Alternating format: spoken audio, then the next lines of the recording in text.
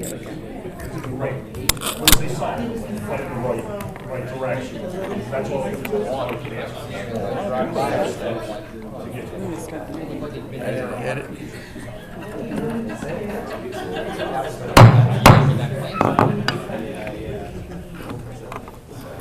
Good evening, everyone, and welcome to the Recording in progress. Thank you. That's all right. And welcome to the Lower Frederick Township April 4th, 2023 meeting. Can we please rise for the Pledge of Allegiance? Pledge allegiance to the flag of the United States of America and to the republic for which it stands, one nation, under God, indivisible, with liberty and justice for all. We have a very special evening today with some very special guests. We have Mr. Travis Ryder here, who's going to be acknowledged and recognized. If you could please stand up. And the chief is going to make a citation. Yeah, and if you can, Microphone's there. That's good. oh, the mic, okay. Good evening. Heroism is defined as putting others first, even at your own peril. On December 15, 2022, Travis Ryder demonstrated the meaning of heroism when he intervened to protect another person, ultimately putting his own life at risk. Tonight, the chief would like to read the certificate of heroism that is being presented to Travis Ryder this evening on behalf of the Lower Frederick Township Supervisors. The Lower Frederick Township wishes to acknowledge the courage and selfless actions of Travis Ryder. Without hesitation and risking his own safety, on December the 15th, 2022, Travis intervened during a shooting and protected the victim. Lower Frederick Township does hereby recognize Travis Ryder heroic actions in his pursuit to protect human life and preventing the shooter from carrying out his assault. Lower Frederick Township recognizes Travis Ryder as an outstanding member of our community who will be remembered for his heroic actions that took place that day. Travis, thank you so much.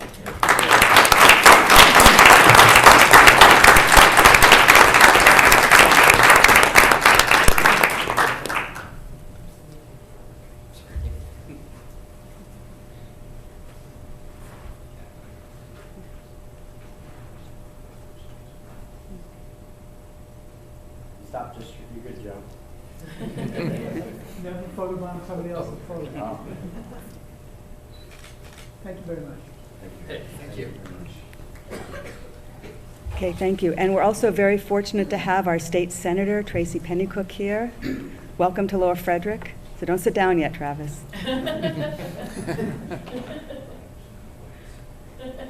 Are you going to be doing it together, or? Okay. Sorry, we're new at this. So Travis, on behalf of the Senate Pro Tem, Kim Ward, and myself, we want to say thank you for all your heroics and your citizenship, because it is truly an honor to be with you. A hero is someone who steps up, and boy, stepping up for someone who is shooting at your coworker is the ultimate standing up. I've just had the opportunity to meet your lovely family, and I'm sure that came through your mind as you were putting yourself between your coworker and the shooter. There's no greater gift that you could have given that woman, and I thank you from the bottom of my heart and from the Senate. Thank you so much.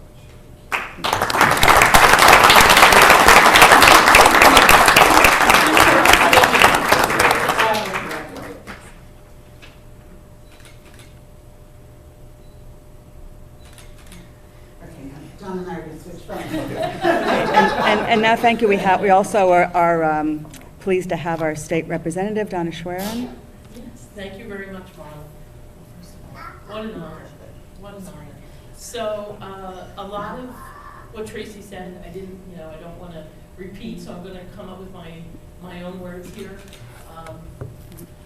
I went to the Farm Bureau banquet today in Harrisburg, and many of the hard workers, right, with the tremendous work ethic, our farmers, who we all need to support, the common message that they gave in their speeches today was all about yesterday is history, tomorrow is a mystery, and today is the present, which is why we call it a gift.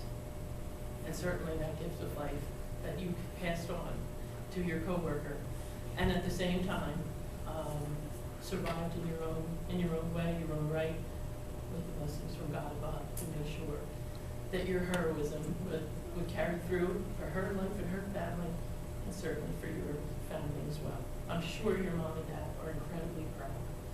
And this citation, both from the Senate and from the State House of Representatives, right? This goes and gets recorded in the histories of our state Commonwealth till the end of time. And I think that's pretty cool. Being able to come here today and present you with this formal document acknowledging your heroism, your accomplishment, your bravery, all piecemealed in this beautiful document for you to treasure and admire for years to come, with a fantastic picture of our gorgeous chamber. I was sworn in the 346th class. Pennsylvania legislator helped to form our nation's government. And I think it's just so powerful that for that history that our state holds, you are now a permanent fixture and a permanent part of it. And I think that's pretty amazing. So thank you for being such a wonderful citizen. So honored to celebrate you today. All right.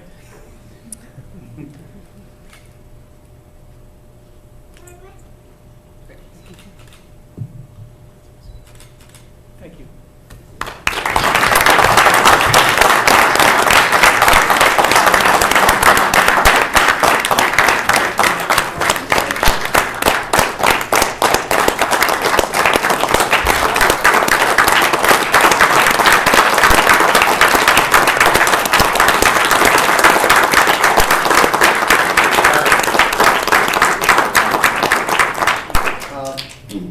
Thank you guys all so much for the standing ovation and just the support. If you got to read the article in the newspaper or online, you got to see the story. We pretty much, we're very honest with people because we want the community to see what happens when these events occur, and we want people to learn from it. That's our goal. We saw the worst things that humanity can do to each other, and since that day, we have seen the very best of our community, and we cannot be more thankful to be living in Lower Frederick. I mean, it's a great place. It's a great group of people that actually care about you and will reach out to you. So we're very thankful to all of you in this room and everybody that lives in this community. I just want to say one last thing, that I got to be the recipient of somebody who donates blood. And in August, we're going to be doing a blood drive. And if anybody is in this room is willing to, or they know somebody who is, I want to encourage you to come out, because it took 23 people to keep me alive.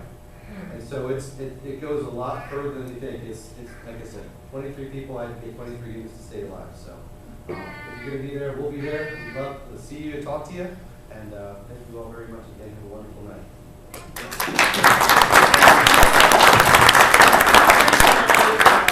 Promote that event on both our websites, our Facebook pages, and our e-blast newsletters. Okay, so make sure we have that information. Yes, I'll make sure that it's over to you. Yeah. All right. Okay. Thank you.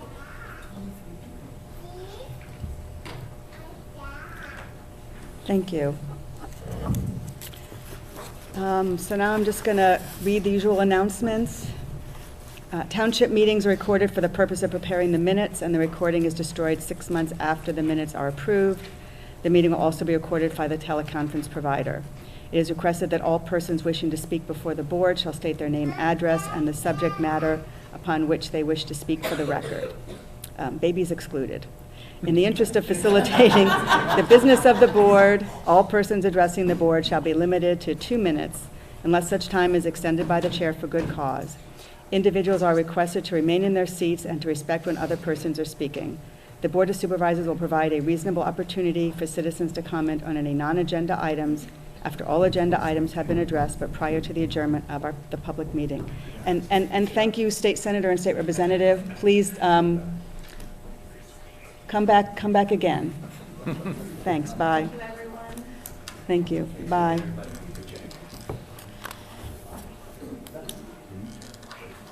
Everyone is here who was on the roll call. We had an executive session prior to this meeting to receive legal guidance from our solicitor. First item of business is we have some minutes to approve. We have the January 3rd reorganization and general meeting. Those both occurred on the same day this year. January 24th work session meeting, the February 7th general meeting, and then some of you may know we had a special meeting on February 1st that was advertised appropriately to discuss two specific topics that were time sensitive. Does anyone on the board have any comments or additions to any of these minutes that were not already sent forward? No?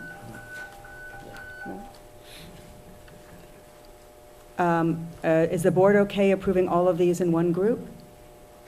Sure. Yep. Okay, would someone like a motion to approve these 4 sets of minutes? I'll move, Dan Orff will move to approve all 4 sets of meeting minutes. Do we have a second? Sure, I'll second. Sorry. Great. So we have Supervisor Orff made the motion, Supervisor Byrd made the second to approve these 4 sets of minutes. All those in favor signify by saying aye. Aye. Aye. Any opposed? Motion passed unanimously. Thank you. Treasurer's report? Do you want to read that or just make note of it?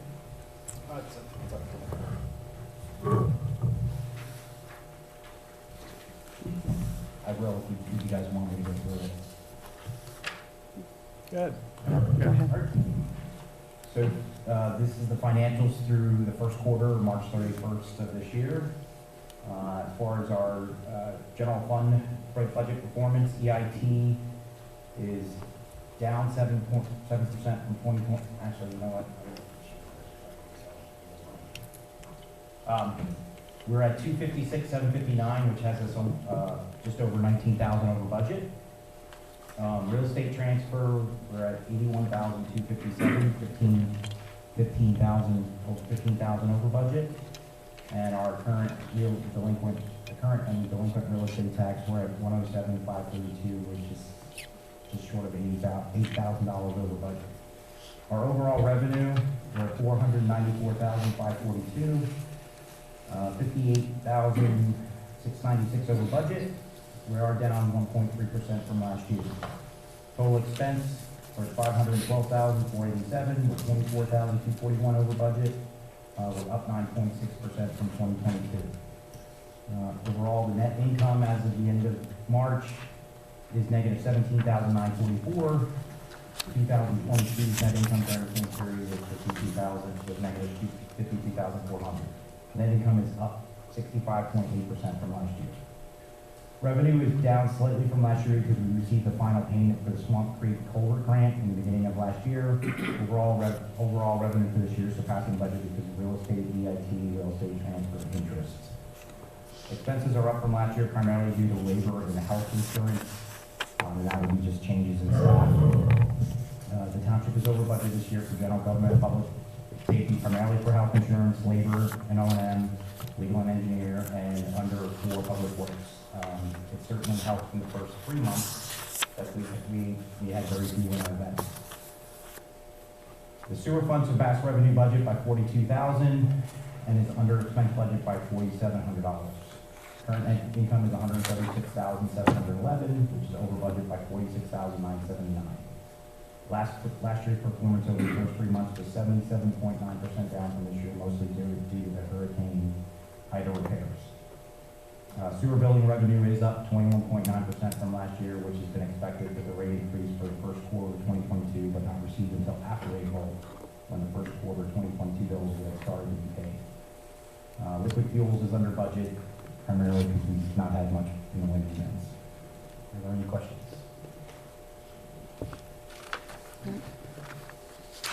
Okay.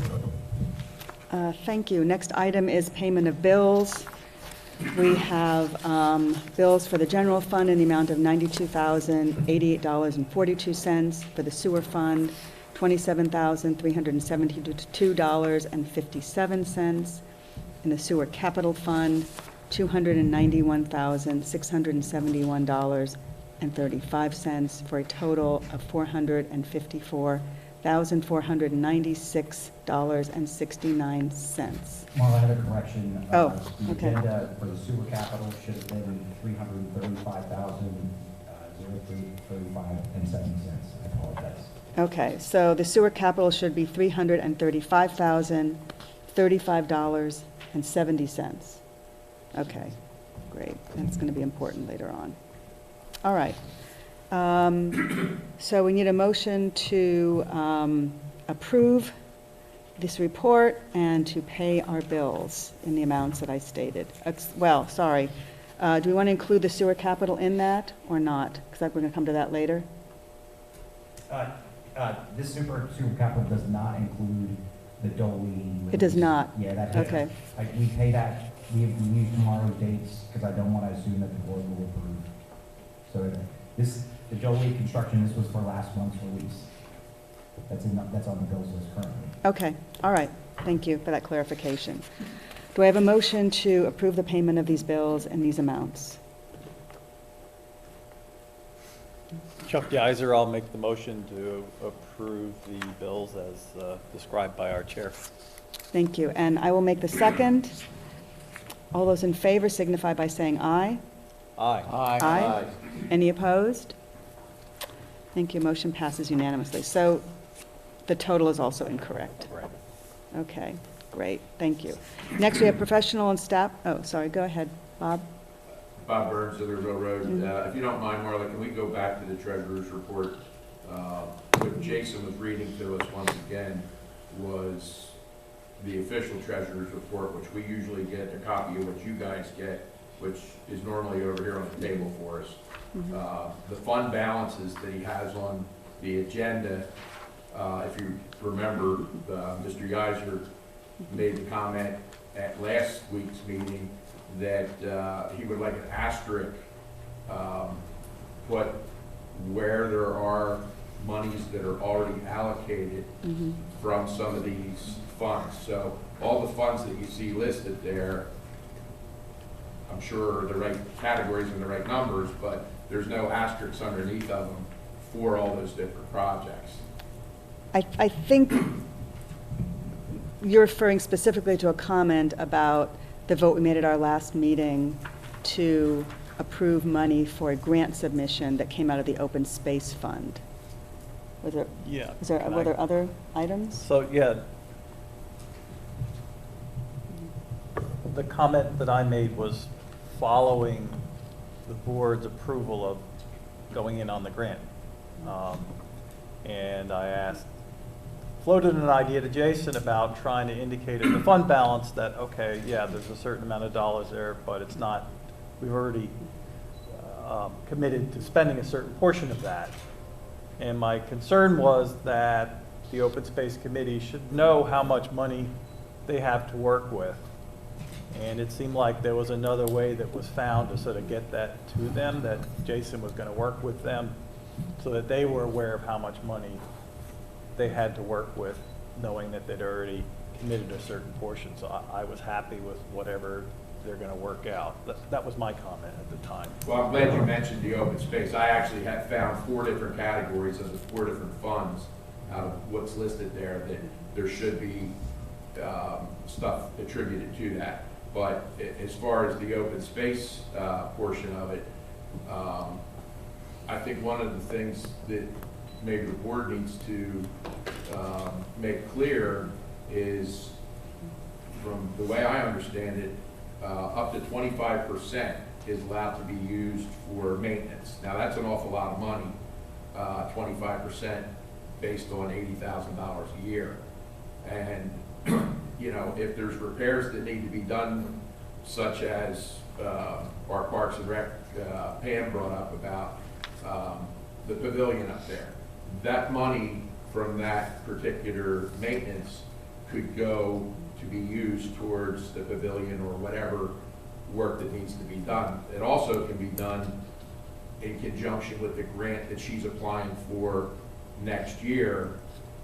From what I found out today from talking to a gentleman at Lands Trust, he said there's a paper that you file along with it that recovers the money spent. So just like whatever money was allocated by the board for, I believe it was like $8,000 for Carol to work up that drawing, that can be allocated towards that for the future. But My primary concern was when you had mentioned what you mentioned, I found 4 different funds that would have things to it. So like the ARPA money. I know you guys wanted to use some of the ARPA money for Babington, Riverside, and Fulmer. You mentioned using the ARPA money, I think it's like $120,000 for the sidewalk connection here. And then I believe you were also mentioning using some of it for stuff inside the building here, and then possibly as well Zieglerville Road with the storm sewer thing here. So all I'm saying is there's a lot of different things that we can, we can look at and put that asterisk to those quantities so that you know where you're at. But getting back to the open space thing, I think it's imperative that the open space people know if you're going to take a position and allocate a certain percentage each year towards maintenance, that they know what that figure is going to be so that they're not looking to spend that. Thank you, Bob. I think we can definitely put an asterisk for the open space fund.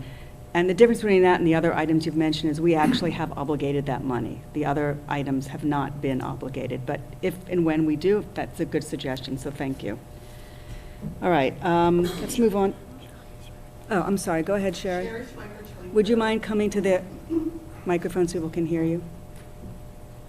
Sherry Schweiker, Schweik Road. My question is for Jason. Jason, on the treasurer's report on the website, the last report that I can locate it was November of 2022. Nothing for December of 2022, no year end. We did see when this was posted for February, but it's only the months of January and February, and there's nothing in here for the open space. So I'd like to know the plan for disclosing to the residents the financials for this town. I'm presenting the financials that we budget for. If the board wants me to put the open space financials, then I can do that. My question was more than that, Jason. We haven't even seen the 2022 year-end close. And I know that you're talking today about how we are up, but we're down against those numbers. But not having seen those numbers is not helpful. I apologize. I mean, we do have the year-end fiscal year review that we did in February. I'll post it. Thank you. Okay, I think maybe just take another look at that and maybe make sure it's properly labeled or something. Okay, thank you, Sherry. All right, engineers report. Thank you. First item on my report is an action item on this agenda. It's for the Fulmer and Riverside Sewer Collection System Extension. The work to install sewer pipe is ongoing, and the board has before it payment recommendation number 4 in the amount of $383,534.10. The next item on my report is flood barriers for mitigation. So FEMA has approved $109,000 in funding for purchase and installation of flood barriers that will protect the sewer treatment plant should the Perkiomen Creek again rise to the levels that were experienced during Tropical Storm Ida. So if so authorized by the board, we would begin preparation of bid documents for that project. We also talked about concrete road edge mitigation with FEMA, and they have approved funding for that work as well. It does not appear that that funding has actually been transferred yet, so we will postpone asking to move forward on that until another meeting. Beyond that, it's just update reports. On Ford Park stabilization, the preliminary project design was forwarded to the park board, and the next step there would be submission to the conservation district for approval of the erosion control design, followed by application to DEP for a general permit for stream bank stabilization. Cobalt Park planning, we did complete additional survey to further support design and planning for Cobalt Park upgrades and repairs. We'll be working on that in the coming weeks. Arcadia Station is working towards completion of that development. The Farmview Estates project by Prestige Development, the developer there is working to address conditions of final approval towards recording those plans. The Loctite project, those development plans have been signed, and we anticipate site work to begin very soon.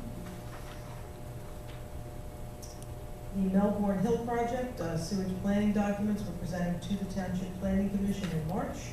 Also, a highway occupancy permit application for storm sewer and gravel pipe was shared with the township prior to submission to PennDOT. The Goshenhoppen watershed planning, under the settlement agreement, that developer for Melbourne Hills is funding township efforts to update the Goshenhoppen watershed study area. We have been evaluating cost and feasibility of various alternatives for addressing wastewater in this watershed, and intend to present information to the board and update on that at an upcoming meeting. The tract 225 Big Road was the subject of a conditional use hearing. The board issued a decision. At this point, we have not received any further plans or studies related to that project. We have a number of individual lots that were proposed for new homes.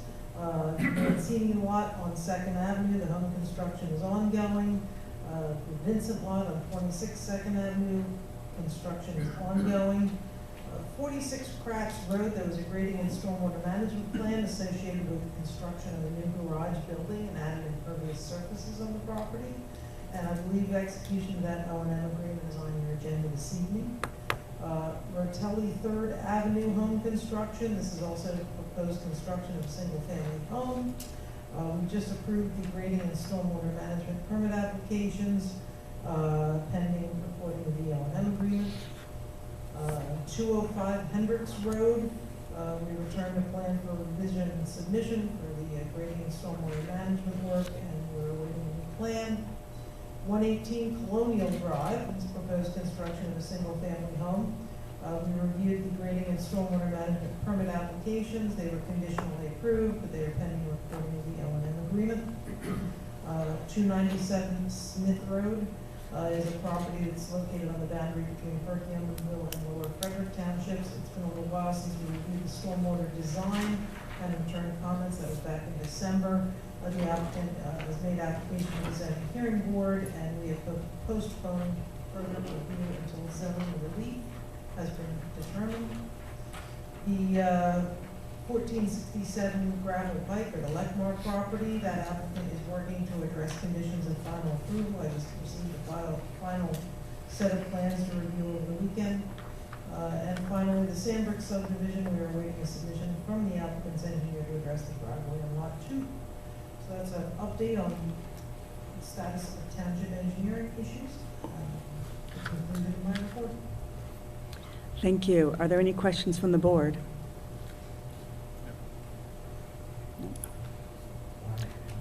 Pam's had her hand up. I don't exactly catch when it went out. It's been up for a while. Okay. Pam, do you have a comment? Sorry if we missed you earlier. Go ahead. No, that's fine. In Carol's report, she covered her work on the Floyd Park bank stabilization. And I just wanted to mention that during our March 6th monthly meeting, the Park Board did review and we voted and approved the Floyd Park Stream Bank Stabilization Preliminary Plan that Carol has developed. And our recommendation to the board is to authorize Carol to proceed with submitting that to the County Conservation District for review and approval and keep that process moving. Okay, so do we need to do that tonight? Is there a time urgency for that? No. So should we get that on our agenda for our next meeting? Or can it wait till May? You can wait. We just want to keep it moving. Okay, great. Thank you. Thank you. Bob, go ahead. Bob Burns, Zieglerville Road. Carol, you mentioned Arcadia Station.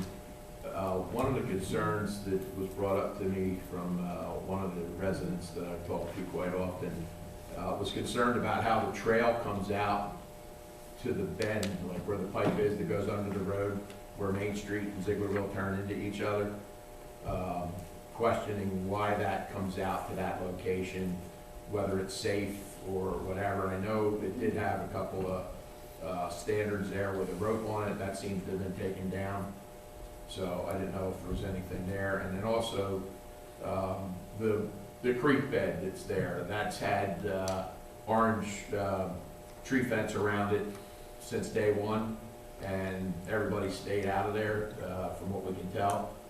Will that area be cleaned up? I know we talked about it with Prestige, that, you know, on the switchbacks and whatever, if there was dead wood in there, they would go in and remove that. It looks like there's dead wood in this area. Is that something that they're gonna be going in and removing? Or is what you see what you get? So we did provide a tentative list to the developer of things that need to be addressed in Arcadia Station some time ago. And one of the things on the list is to remove any and all of the orange construction fencing or pieces thereof, to remove any and all of the temporary erosion control measures. So that will get removed. We have not directed them to go into the stream and remove any logs. You know, that's not been part of what we're expecting the developer to do. As to the trail ending at the curve in the road, that was on the original approved plan. There had been plans some time ago for extension of sidewalks along Main Street that have not come to fruition. So I guess for now, we have a trail that ends at that curve in the road. Okay, one other question for you, Carol. I spoke to Jason about this. So when you have a situation like Babington, Riverside, and Fulmer, and the township has purchased some items under CoStars because of time restrictions, and then you have the requests from Dolly for their payments, then you also have the engineering time for inspections. So the only thing that we hear about at the meetings is the releases for Dolly. We're not getting any release for the CoStars items, and then also for the inspection time. So, you know, there are residents that like to keep track of those totals, and if they're just keeping track of Dolly's total, the total to Dolly wouldn't match what we're drawing from our loan from the bank if those other items are going to that location. So I don't know if that's something that you can share, or we can get updated or whatever. So the CoStars items are bought and paid for, that's done. I mean, they've all been delivered to a secure location so that the contractor can install them. As far as I know, they're paid. I don't pay those bills. And exactly where each dollar comes out of, you're gonna have to talk to the township about that. Okay, thank you. All right, solicitor report? Hold on, I I'm did have sorry. a follow-up with Oh, Carol. go ahead. Sorry about that.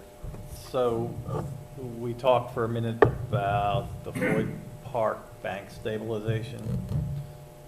So will we be talking about that at our next work session meeting so that we can actually vote on it in May? I just want to make sure we don't slip Yeah. another month on it. Yes, as I said in the engineer's report, the next step on that would be to make an application to the Montgomery County Conservation District for them to review it. I don't know if that needs an actual motion by the board or not. I'll defer to the solicitor for guidance on that. I would, at least that way it's out there and we can see what's going on, and Yeah, we keep things moving. I think that's what Pam Yeah. was hoping for. Good, okay, thank you. Solicitor report?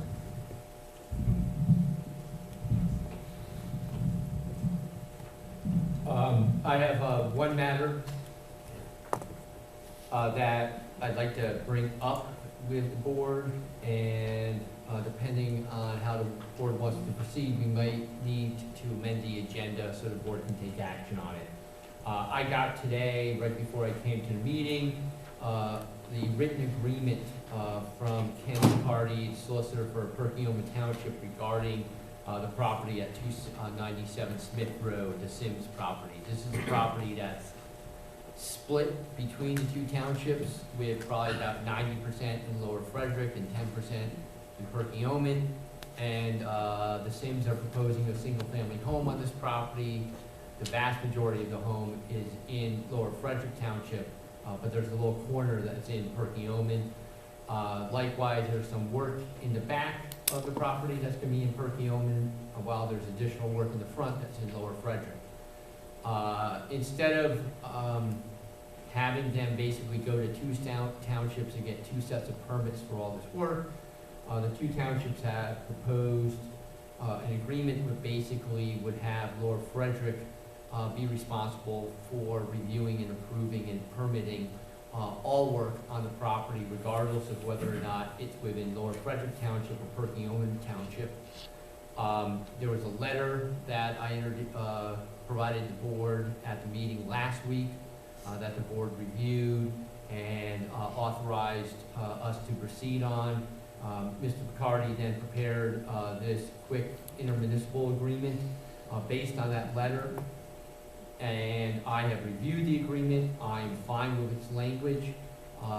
Essentially, it says exactly what I've just told you, is that, you know, Lower Frederick Township is gonna be the township handling everything for this property, regardless of where the work is taking place. And I do believe the Sims are aware of this agreement. They are, we discussed it with them at the last meeting. They're happy with this. They're happy proceeding with Lower Frederick Township. What I am asking is if the township, if the board is fine with it, asking you to amend your agenda to then have a vote to authorize Chair Hexter to sign off on this agreement once it's in a final form. Right now, we have a draft of it. Perkiomen is actually looking at it at their board meeting tonight also. Mr. Picardi and I will reach out to each other tomorrow. If everything is good to go, we can then, you know, finalize the language of the agreement, have the townships sign it, and that way we can get working on the Sims who've been waiting since, you know, before the beginning of the year to try to really get moving on their property. Is the board, if the board's agreeable, we can move forward with that suggestion. Yep. And I did forward a copy of this agreement to all your emails. If you guys can call them up now, you can get a look at a copy of the agreement if you wish. Okay, well, I think the first thing we need to do is we need to amend the agenda. And again, you're going to tell me if I'm saying this wrong. So we need a motion to, and just for everyone here, the Sunshine Act Amendment of 2021 stipulates that the agenda must be posted at least 24 hours before the meeting. And if you want to have anything more than informational discussion at a meeting, you need to vote to amend the agenda, and then you can deliberate and vote on that item. So that's what I'm proposing now. So, so a motion to amend the agenda to discuss and vote on an agreement from Perkiomen Township regarding the Sims property on 297 Smith Road. That works. Okay. Would someone like to make that motion? I'll make the motion, Terry second. Thank you. Do I have a second? I'll second. Terry Okay, Byrd. so we had Supervisor Sachs made the motion, Supervisor Byrd made the second to amend the agenda to include this topic. All those in favor signify by saying aye. Aye. Aye. Any opposed? Okay, motion passes unanimously. All right, now,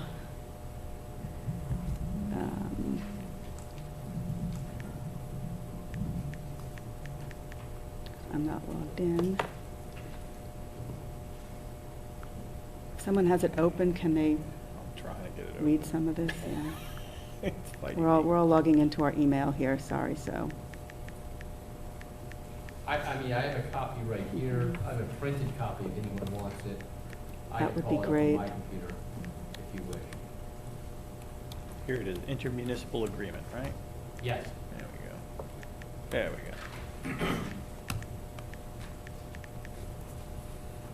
Want to read what I have? Okay. All right, thank you. So this says, this agreement made this fourth day. Is it going to be dated today? It'll actually be dated when either you or Okay. the. So we'll fill in the chair date. Sign it I'm first. sure it does go dark on you. Yep. So agreement made this, the day it signed, April 2023, by and between Perkiomen Township, Collegeville and Lower Frederick Township, Spring Mount Road, Schwenksville. And basically says Whereas Perkiomen and Lower Frederick intend by this agreement to memorialize their informal understanding, the terms of which are fully set forth below. And then it has the things they're going to agree to, which says that Perkiomen relinquishes full responsibility and Lower Frederick assumes full responsibility. And there's a lot of other legal language here, but is there anything else I've missed that's important in there without reading the whole thing? No, the only other thing is, we are gonna provide Perkiomen with our standard stormwater O&M for their review and approval. There's nothing unusual about that, so that doesn't worry me or bother me at all. They wanna look at it because some of the stormwater facilities are in their township. Other than that, like you said, it's kind of standard legalese for Yeah, I'm done. an agreement such as this. Can you repeat that part, Peter? You said that Perkiomen still has an interest in our stormwater? They want to look over and make sure they're fine with the agreement that you're going to enter into with Lower Frederick Township. If they are forgoing their interest in the lot, why do they have any? I do not know. It doesn't bother me. If it bothers you, I can get back to Ken about it. It's possible, and I don't know, it's possible because some of the stormwater may go into their township. It doesn't. Okay, that's the only thing I can think of. I believe, Carol, all the stormwater goes to the front of the property, right? Yeah. Yeah, it does, because what they're doing is trying to cover themselves for all of the expenses that I've had to pay to them, and this is their way of covering themselves, in my opinion. So I am bothered by that, because frankly, they're foregoing their interest in this, on this lot. I don't want to prolong this, obviously, too, so there's a catch And that was, too. and that was, to be honest, that was my feeling in reading this provision. Yeah. I wasn't gonna blow up or cause problems Yeah. out of it. But if you wish, and if the board so directs, I'm certainly more than willing to talk to Ken about it and asking him why they want it and whether or not it can be removed. I would appreciate that clarification, or getting some understanding from them along that lines, considering that in one sense, in the initial agreement, they were basically relinquishing all their, all their privileges or all their ability to review and handing that off to Lower Frederick. So them handing that, position of power, over to Lower Frederick entirely, they're kind of, sliding through the back door a little bit here, kind of covering themselves to have an interest in something, frankly, they shouldn't have any interest in whatsoever. We're kind of getting back to the arbitrary line, that's unfortunately going right through my property. Are we talking about number 5? We're talking about, yes. Number 5, I'll read it just so people know what we're looking at. It says, Lower Frederick will provide Perkiomen with its standard stormwater operations and maintenance agreement for review and approval by Perkiomen prior to execution of that agreement by Sims. So they want to see how we handle stormwater, our stormwater agreement, right? Our Yeah. standard agreement that we give, that Carol is familiar with, right, that we do for these things, to make sure. So I'm looking at this more as a due diligence thing, because they're technically still responsible for stormwater in their township, that they just want to make sure that our policies are acceptable to them. I don't see this as a huge issue, but I'm No, not a lawyer. And like I said, I didn't either, in order to try to get this along. It wasn't something I was gonna get hung up on. I don't really understand why they need to, I agree. My thought was they wanted to make sure that if ever the state comes after them on a stormwater issue, they can say, well, we looked at this and we're Right. cool with it. Why they need to approve it, I'm not sure, but at the same time, I don't see it as a big enough issue to really make a big deal about it. So just to understand, I'll call on you. Pardon? I can wait. Okay, so just to understand what you want to do is you do not want us to vote on this tonight until you can go back to the solicitor in Perkiomen Township through our solicitor, I'm assuming, and resolve that issue of the stormwater review?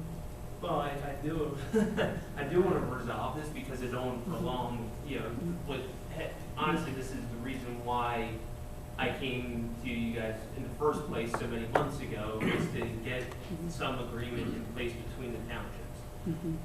In my opinion, this kind of sets us back because now I still am required to submit my plan to them for their approval.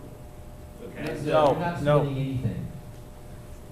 No. this is where maybe if I write it, you know, I could digest it a little bit. So if they're You're not submitting anything. You're not dealing with them ever. At all. At all. Yeah. So there's no more, okay, the way that, I'm sorry, I may have misunderstood. I was under the impression that they would still have an interest in reviewing because I heard that they needed to approve or would approve. This is a written agreement. It's a standard form agreement that basically is gonna be between you and Lower Frederick Township. And what it does is it makes you responsible for maintaining all the stormwater facilities on your property. You Right. can't, you can't modify them, you can't fill them in, you gotta maintain them, make sure they continue working. It gives the township the ability to come on your property and inspect those facilities, make sure you're maintaining them. Right. And if you fail to do so, we can come on your property, do the work ourselves, and lien the property. It's all between you and Lower Frederick. The only thing Perkiomen is doing is I would send this 8-9 page document to them. It's not, doesn't contain a plan, it doesn't contain anything. And they would look it over and say, okay, it's fine. Okay. But they're not gonna be, beyond that, they have no interest in it. And once you sign it with the township and we record it, they don't have any interest in it. Okay, so as long as that's the case, then I'm good with that. I was under the impression that I would submit the plans, Lower Frederick would review and approve, and then there would still be this interest of them having to review our stormwater plan No. and do some type of approval. No, we're, Okay. it's gonna be our township, i.e. Carroll, who's gonna be Yeah. reviewing the stormwater plan and saying whether or not they're good to go. Part of that approval process is you signing this application. But the review and approval of the plans and this O&M agreement, they're two separate things, and one doesn't, you gotta do them both, but one doesn't lead to the other. Exactly. Well, I guess what I'm getting at, as long as it's in Lower Frederick's court and only in Lower Frederick's court, that's all I'm getting. You know, and as long as that's what's articulated there, then I'm good with this. Okay. So does that mean you do want us to vote Yeah, absolutely. on this? Okay, Yeah. all right. Yes. Okay, great, all right, super. Thank you. Go ahead, Joe, you have a question? Peter Joe Slomick from the Post, just to make sure that I understand, once Perkiomen signs off on its approval of this portion of the agreement, that essentially takes them out of the mix. Correct. Thank you, Madam President. Thank you, Mr. Solicitor. Yes, we have this unfortunate situation where this gentleman and his wife want to build a house, and they've been dealing with Perkiomen Township, and then presumably us, and so now they'll be completely with Lower Frederick. Understood. Thank you. Okay, all right, so do we have a motion so we voted to amend the agenda. Do we have a motion to approve the agreement? To authorize your signing the Sorry, agreement. to authorize- Finalization. To authorize the chair, myself, to sign the agreement between, is that all I have to say? That works. That works, okay, great. So I'll make a motion to authorize our chair to sign the intermunicipal agreement between Perkiomen Township and Lower Frederick Township for the Sims property located at what, 297? 297 Smith Road. 297 That I Smith Road. remember, yeah. Sorry, do we need to make a correction on that one, Jason, because it's technically 36? Just. Oh. At this point in time, no. That's why I've been mute on it. Yeah, okay. They still got the same Just want to make TV. sure, don't want to. Yeah, no, let's keep it there, and then, once we get through the board, we can Okay. switch the address. But let's keep it the same So, yeah. Okay. Okay, Keep it simple, that's my. all right. I have a motion. Do I have a second? Dan Orfel, second. Thank you. So we had Supervisor Yizer made the motion, Supervisor Orff made the second. All those in favor signify by saying aye. Aye. Aye. Any opposed? Motion passes unanimously. So you're going from 297 Smith Road to 36. 30, how did that work? Moving up. You can Interesting. Save some money on, digits on your. Exactly, we have the same one less digit. Frankly, I like 36 better than 297 anyway, so. Okay, all right, great. And Mr. Sims, once it's fully finalized, I'll email you a copy, Okay, perfect. okay? Yeah, thank you. And at this point in time, you know, unless you hear otherwise, I'm fine with you getting everything submitted to Lower Frederick and moving this process along. Perfect. Don't wait to get this agreement. All right, perfect, that's great, yeah, thank you, yes. And hopefully things will move more smoothly from here on in. Yeah, absolutely. All right, Township staff reports, Police Chief? Thank you. For the month of March, the police department responded to 399 calls for service in the township, resulting from ongoing traffic-related complaints from residents. A significant amount of free time was distributed towards traffic enforcement, and officers wrote a total of 69 citations for various traffic violations throughout the township. All members of the police department conducted mandatory CPR and first aid recertification training. Sergeant Brian Cass attended leadership training seminar. And I also just wanted to provide a brief update. Yesterday, the police department had received at about 3 o'clock the call for what was reported as an attempted child boarding in a motor vehicle on Old Gravel Pike. And really through the tenacity and hard work of Detective Corporal Milligan and Officer Kraminski, the vehicle that was involved in this incident, and I want to verify that nobody was actually abducted into the vehicle, it was reported as an attempted abduction, have located the vehicle and the occupants of the vehicle who are cooperating with the police in the investigation.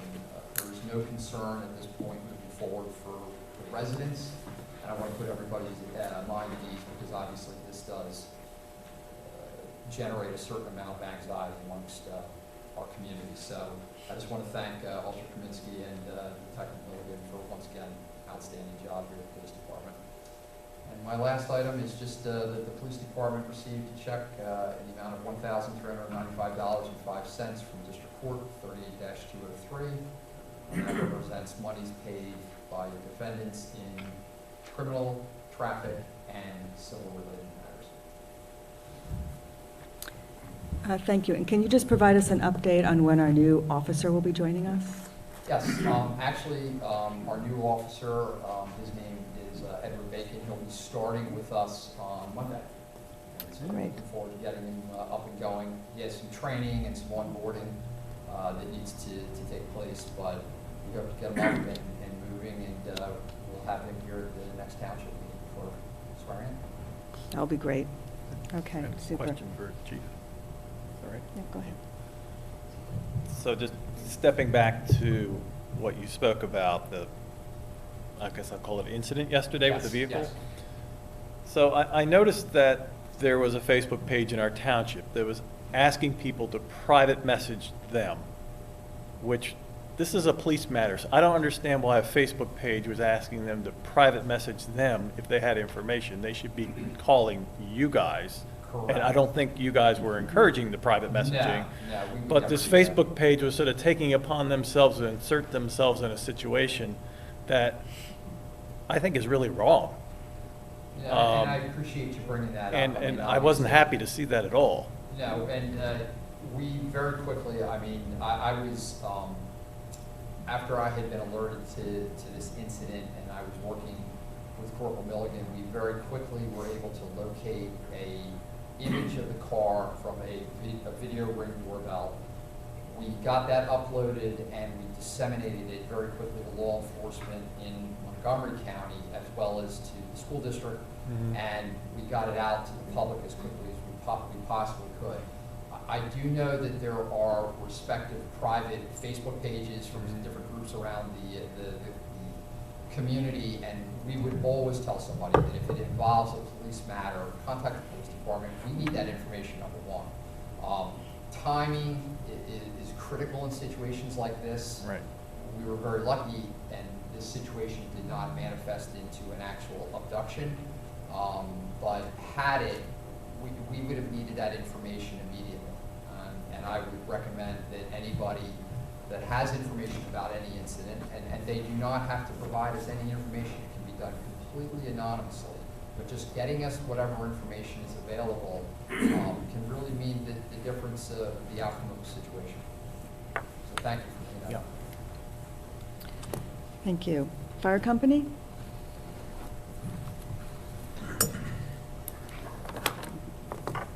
Good evening. It was a rather busy month for the fire company. We responded to 23 calls for the month of March. Sorry, I had to figure out where we were. 23 calls for the month of March. 7 of those were in Lower Frederick. 5 of those were in Tranksville, and the balance was 2 mutual aid departments. There's one upcoming note of events.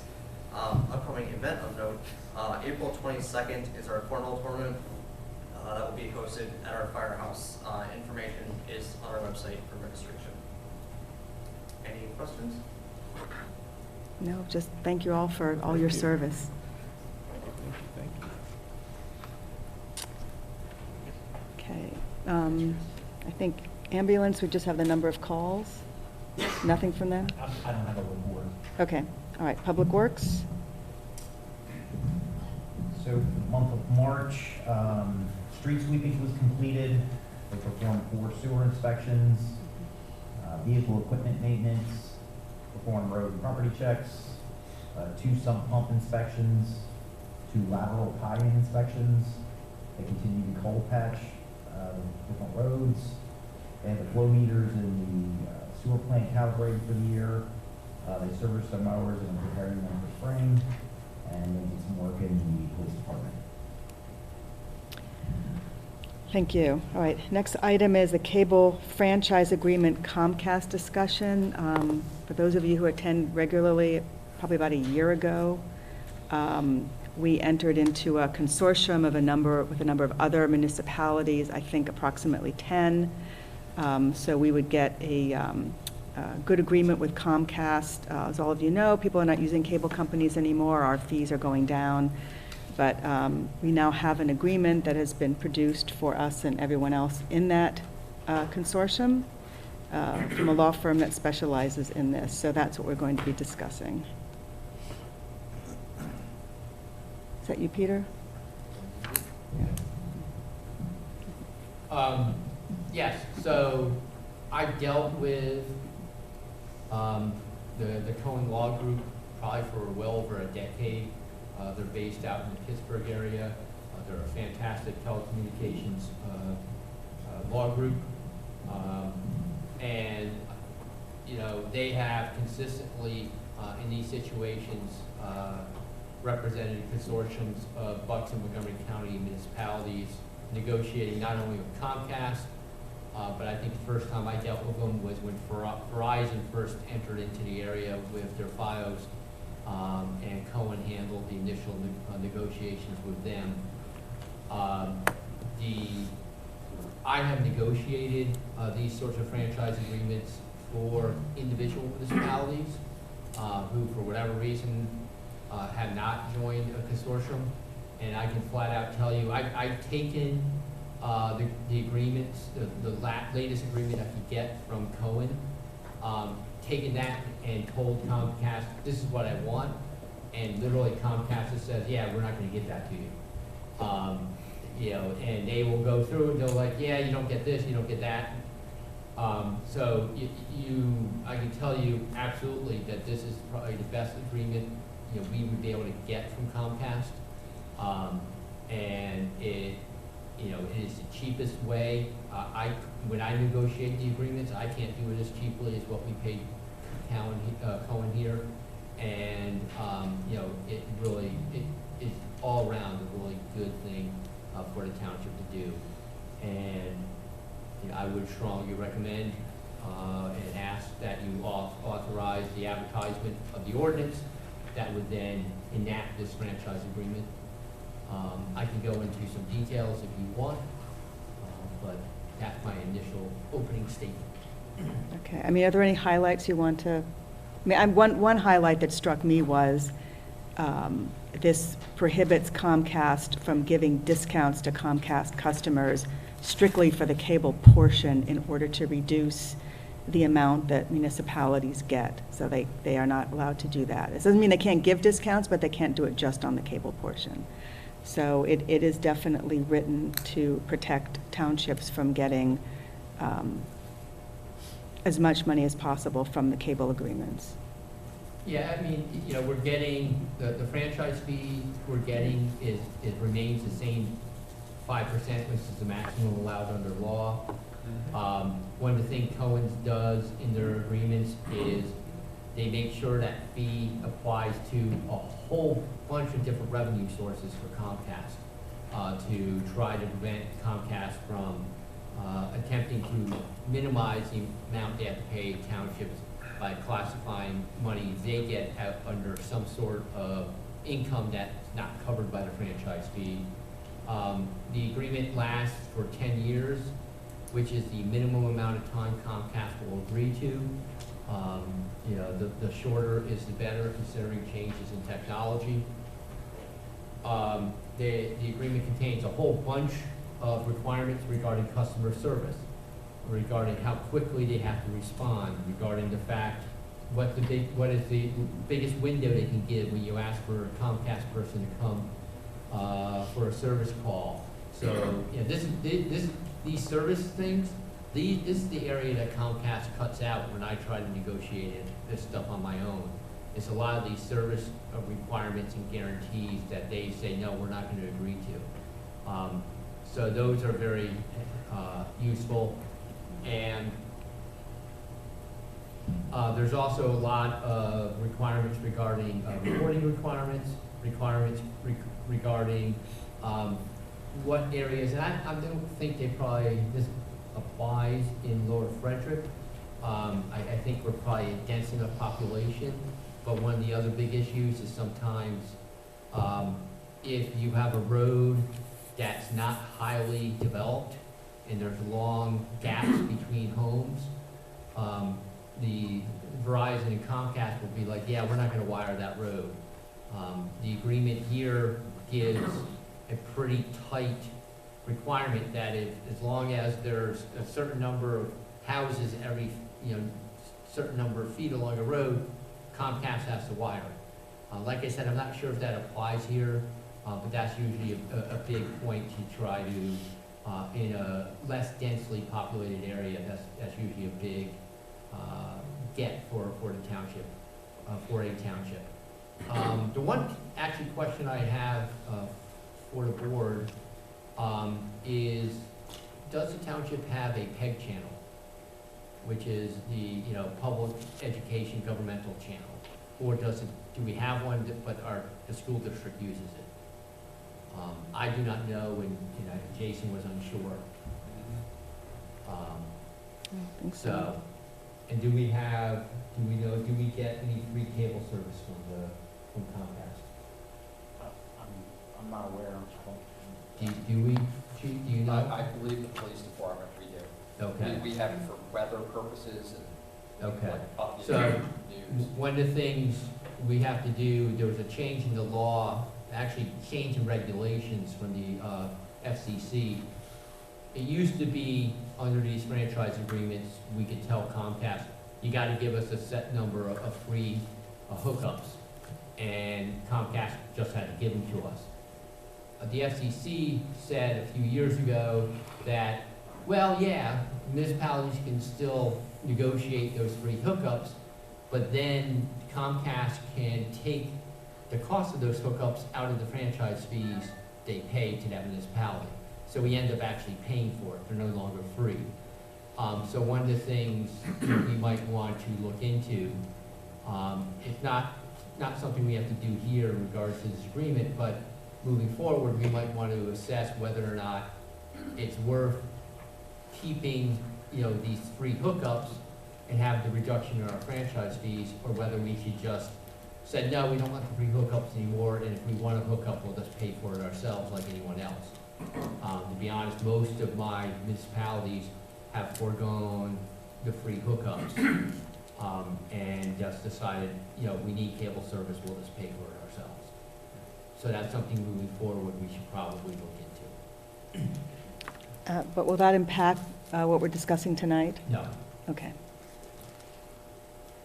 Does the board have any questions about this? So moving forward, Moving forward, what I need is a vote from the board authorizing the advertisement of the ordinance, which would basically enact the franchise agreement. I'm looking to, our next meeting, I will be away. Colby from my office will be here. So I'm actually looking to have this advertised for our first meeting in May. So we're just voting to advertise. We'll actually enact it at the first meeting in May. Correct, that's what we Okay. consider, yes. All right. so, Hold on a sec. Go ahead. so following our policy, Jason, when the ordinance is prepared, ready to go, I think we have a policy to put that on our website so that people can see it Yeah. prior to the hearing that we'll have in the beginning of May, right? Just like we've done with everything else. And the ordinance is prepared and ready to go, and I'll make sure I get Jason a final version of that, as well as a final version of the franchise agreement, which is Exhibit A to the ordinance. Okay. Yeah, go ahead, Joe. Thank you, ma'am. Peter, do we have an anticipated number for first-year revenue under the agreement? I have no idea. That would be no. Thank you. It should, generally speaking, the franchise fees is not changing, so it should be approximately the same.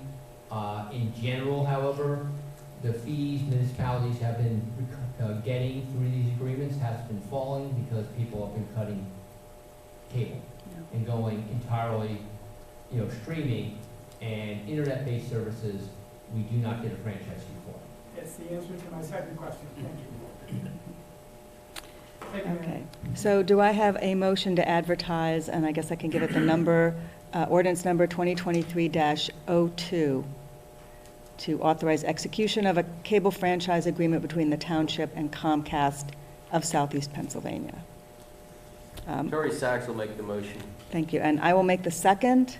All those in favor of the advertisement signify by saying aye. Aye. Aye. Aye. Any opposed? Okay, motion passes unanimously. So we'll have this on our agenda for May to discuss and then approve. Thank Okay, you. great. All right, fee schedule.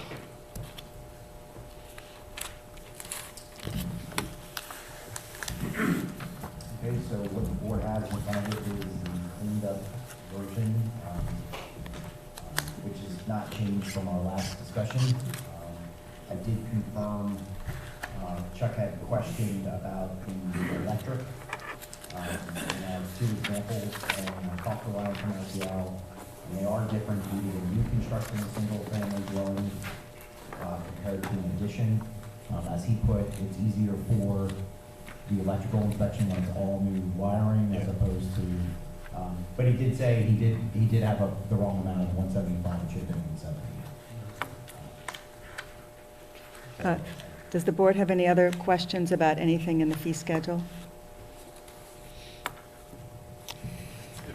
If I have a question, can it change, we can still move forward with it tonight, or does it go back?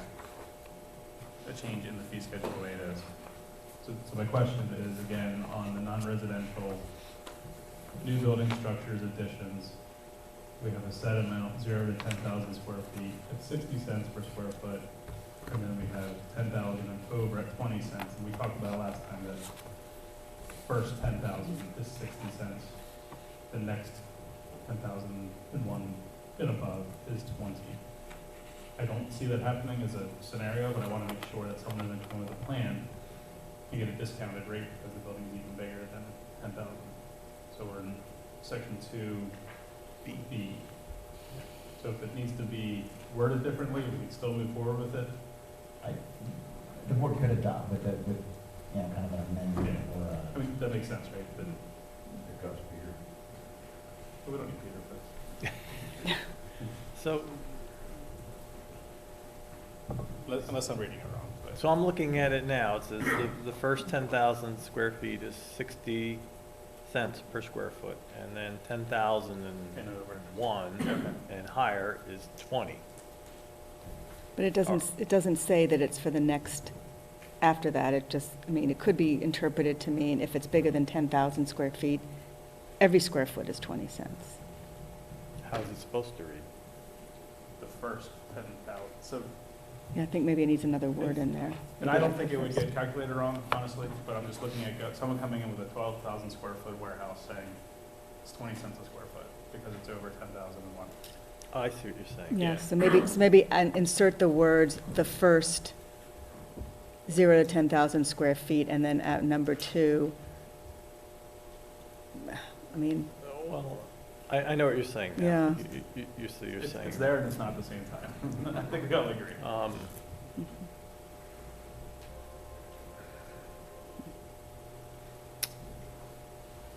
Yeah. And it's read like that forever. So this is nothing that's changed.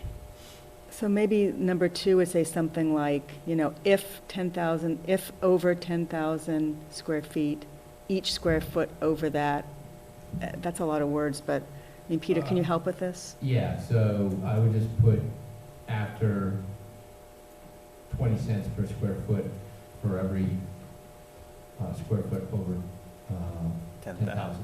Yeah. Okay, yeah.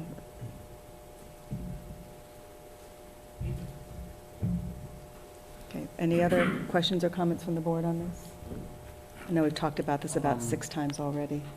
I'll make some comments. I'm not going to stand in the way of passing it because I think we do need to pass. We need to get the updated rates in, but I would like to see as a longer range plan, just focusing, let's say, on the electrical permits. We sort of have like a mixture of residential and non-residential, and, if you're trying to work your way through this and figure out what you think you might have to pay before you come to the township office, I think you're going to be hard pressed. Like, we have a section that says electrical wiring. It says new single-family dwelling, and then that's C, and then D is dwelling additions and rewiring. Like, why can't D be under electrical wiring, because it is wiring? And then final inspection. So, the amount that you gave in your example, I assume, is the service not over 200 amps, which is $75 for the bump out. And then dwelling additions and rewiring, which is an additional $95, right? Which got us to the 170 total. But is there a final inspection in there too for another 75? It just, and then you have residential service inspection. What is a service inspection? Is that from the pole down to your box? And then everything from the box is separate? I'm just saying, as a longer range, if we could maybe make it a little more user-friendly for somebody before they walk in here to have a feel for what they think they maybe have to pay in a fee.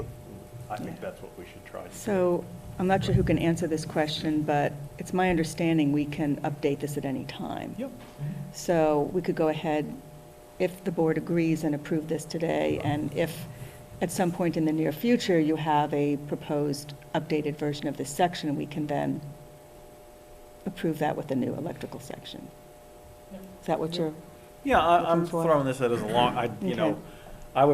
the best hope would be that we would have something worked up, so when we redo this in January, that we Yeah. have wording that I think is easier to understand. Okay. And along similar lines, I think we need to revisit the public gathering permits and fees sections, because the numbers, if somebody's going to have 500 people at their house, I don't know whether $300 is going to cover the cost of other things that would be incurred. And some of these numbers are, I don't know where anybody would have 10,000 people. But I think this needs to be looked at a little bit from the standpoint of public gatherings. That's, and the same thing with respect to, what's the other thing? Vendors. There are vendor permits for gathering, only $50 per vendor seems a little bit small. So I think we need to take a look at those things a little bit more closely. So. Okay. But But I'll, you know, like I said, I concur with Chuck that we should move it along, but hopefully make sure we don't forget we need to revisit some of these items. all right, so is the board, oh, go ahead, Sherry. Sherry Schweikert, Schwenkrodt. Can you please speak up because the people Sherry on, Schweikert, Schwenkrodt. I wanted to respond to Supervisor Byrd's comment. The way I've typically seen that done is 20 cents or $20 or whatever it is for each square foot over 10,000. It makes it a little clearer. It's a suggestion. Yeah. yeah, thank you. So is the board prepared to move forward and vote on this as written? Yep. Not as written, as we're going to modify that. Well, with that one modification noted for the over 10,001 square feet. Okay, thank you. Would someone like to make the motion? Sorry, is there any? No, I'll make it. No, I'm looking at, is Jason, you have It's something? going to be 2023 R-10. Okay. 2023, R-10? Yes. Okay. For Resolution 2023 R-10, which is updating our fee schedule. Yeah, Chuck Geiser, I'll make the motion to adopt Resolution 2023 R-10 with the change to Section 2B to read, for each additional square foot over 10,000. So it's 2BII actually is the wording I'm changing. Is that accurate? Yep. That's how I typically see it written. Yeah. Okay. Do I have a second? I'll second, Terry Bird. Thank you. Supervisor Geiser made the motion. Supervisor Byrd made the second. All those in favor signify by saying aye. Aye. Aye. Any opposed? Motion passes unanimously. Well, so how long has it been since this has been updated? Long time. I think it's been about a 2-year trek. Yeah. I think the last time it was adopted was the beginning of 2022. Okay. Go ahead, Bob. Bob Burns, Zieglerville Road. I just want to thank you guys for finally getting that passed. There was only one change. I believe, like Jason said, 2 years ago. We've been after this for 7 years trying to get it to where it's at, so. Well, there was a lot that had to happen, so we should also thank our code enforcement officer and Jason, and who else worked on it? Bonnie, Carol. Bonnie. Yeah, a lot of Pretty people. much, all hands on deck. A lot of people worked on this, so, and I'm sure it's not the last modification. Okay, meeting policy. Okay, so what you have in front of you is the meeting policy for the conduct and order of business at the board supervisor meeting and the conduct and order of business at the non-board supervisor meeting. We've discussed this policy, I believe, 2 times, and I have, based on the recommendations of the board from the last meeting, would like for me to go through just confirming what was changed or confirmed. So for the supervisor meeting policy, page 3, section 4, I took out this will be at the discretion of the chair or acting chair. On page 3, section 5, took out arguments between the parties or the public are prohibited. Under Exhibit A, Rule 1, Section B, added recordings will be erased once the meeting minutes are adopted. Auto recordings shall be posted online on a public media platform. And then added under Section C, the disclaimer of posting of meeting recording, which I think is also just confirm if you're okay with the disclaimer language. That was something that the board had asked. It's going to be under Section C, under Exhibit A. Yeah, that's for, posting the audio recordings, making sure it's, unofficial, blah, blah, blah. change, yeah, it's, somebody, we're not responsible if someone changes, try to come up with something.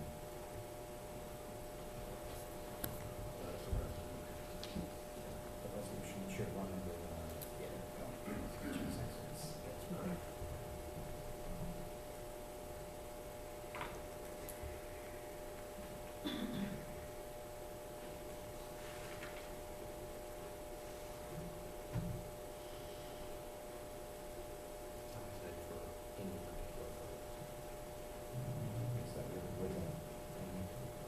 Second line.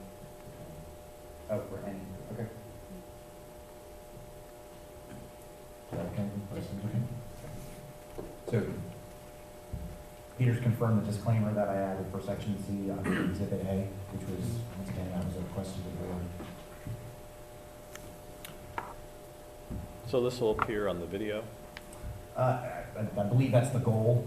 I guess the that's audio. as it's been described. Or the audio, whatever. Yeah, yes, we're just gonna be, as far as I'm understanding, it's just gonna be audio. Right. So I can say I have no firsthand experience with it, but I'm sure it's not something difficult. Figure it out. Yes, sir. So any questions on the conduct and order of business of the Board of Supervisor meetings? No. Okay, and then the conduct and order of business at the non-Board of Supervisor meetings. So on page 1, first paragraph, I removed zoning hearing board. On page 1, second paragraph, I changed that all ABC meetings of Lower Frederick Township, Montgomery County shall be 2. It is,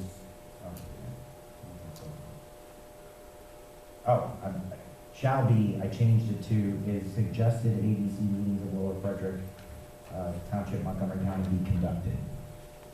Sorry, where is this again? That's on, so the first second. page of Of the Yeah, the resolution? second, the second resolution. this is for all the other boards except other than us. Peter had brought up that we can't dictate their agenda. Right. Okay. So then on page 3, section 3, I removed arguments between parties or the public are prohibited. And page 3, section 4, I changed a paragraph to match the Board of Supervisor policy.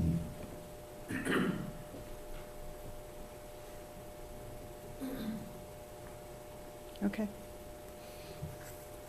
Any questions or comments from the board?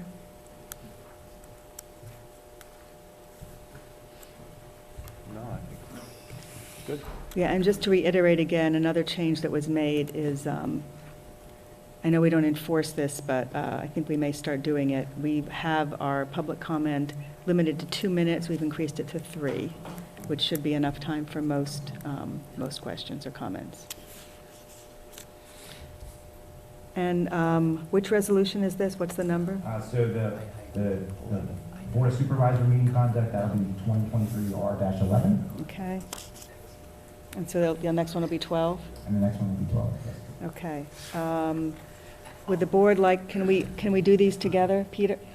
Can we do these together, or do we need to do them separately?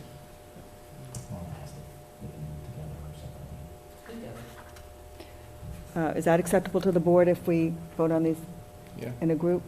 Sure. Yep. Okay, so I need a motion to adopt Resolution 2023 R-11, regulating the conduct and order of business at Board of Supervisor meetings, and Resolution 2023 R-12, regulating the conduct and order of business at non-Board of Supervisor meetings. And that means legally constituted boards and commissions. Obviously, if people just want to have a meeting, it doesn't apply to them. Do I have a motion to adopt those 2 resolutions? Supervisor Orff will make the motion to adopt those Thank two you. resolutions. Do I have a second? Yeah, I'll second it, provided the disclaimer language is consistent with what our solicitor said, which I think he just changed the word for a particular purpose to any particular purpose. Yes. Okay. Yep.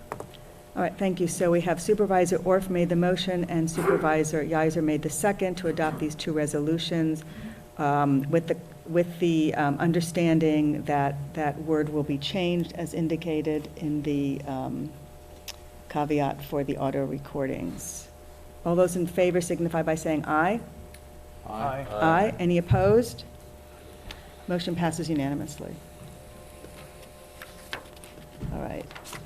Thank you, Jason. Township building use? Okay, the only change from the last discussion was I changed the page 1 availability to only maybe used when the township is open for business hours. Yep. So that means literally only when it's open, so no public holidays, no weekends, no evenings. Okay. Does this make it easier to deal with some of the other issues you mentioned, like the door? I think as we discussed at the last meeting, because we do have, like I mentioned, the back door, access to the building, we're not prepared currently to manage that when during non-business hours. So I think that was the discussion from, or the comment from the board, that if you were to move forward with this during business hours, give it a try, and I think kind of go from there. We do only have one organization that uses it during the day on a generally a monthly basis. I'm not sure when the spring mount HOA, I'm probably guessing that might be off hours, but it's my understanding they were the only other group that's been using the township meeting room on a regular basis. I think they meet once a year. So I believe, from what I recall, the board would, keeping the status quo for those groups, but moving forward, then anyone else, any other group. So it's still my understanding that if any group wanted to make use of this facility during the daytime, we cannot prohibit them from doing so. Correct. I Generally speaking, there might be some, I can look into whether or not we can limit the usage to like nonprofits and not allow businesses of that sort of thing to use it. But generally speaking, beyond those kind of broad restraints, we can't pick and choose what groups we like and what groups we don't like. I mean, I do believe there's the potential to put us in a very uncomfortable situation if particular groups were to request the use of the facilities. And, interesting that you mentioned the Satan scenario the last meeting, because I saw that written up in the paper just the other day. So I actually don't feel comfortable in a scenario where an organization could request a facility, we'd have to let them use it, and then, you could say we could shut it down after that, but that could still leave us open to issues, right? If we tried to no longer allow the building be open to people after we had a group that we didn't care for use it. It's certainly how the shutdown occurs and when it occurs and how long it lasts. Yes, that could all be impacted. Okay. I do think it's important, if possible, to limit it to nonprofits. I think it said like educational, cultural, or some other kinds of groups. I mean, I don't think we should have our building open to for-profit organizations using it to make money for their organization. I don't think that would be appropriate, those kinds of uses.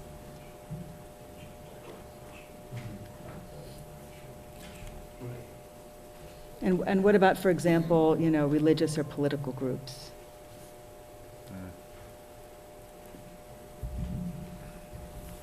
That I'd have to look at. Obviously, if it's political, we would have to basically prohibit all political groups. We obviously couldn't pick and choose what groups. Right, understood. My concern is it might be we might have a better chance of saying absolutely no political, politically associated groups or political groups than we would for religious groups. If we're going to allow, other types of nonprofit social organizations, I don't think we could then say, well, since these organizations are religious-based or related to religious organizations, we're not going to include them. I think that's not constitutional. Okay.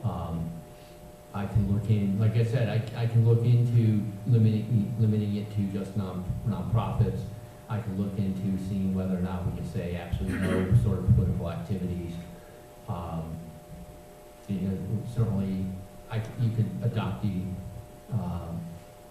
provisions and we can examine them, and I can get back to you at the next meeting whether or not those limitations are good or whether or not we'd have to amend the policy.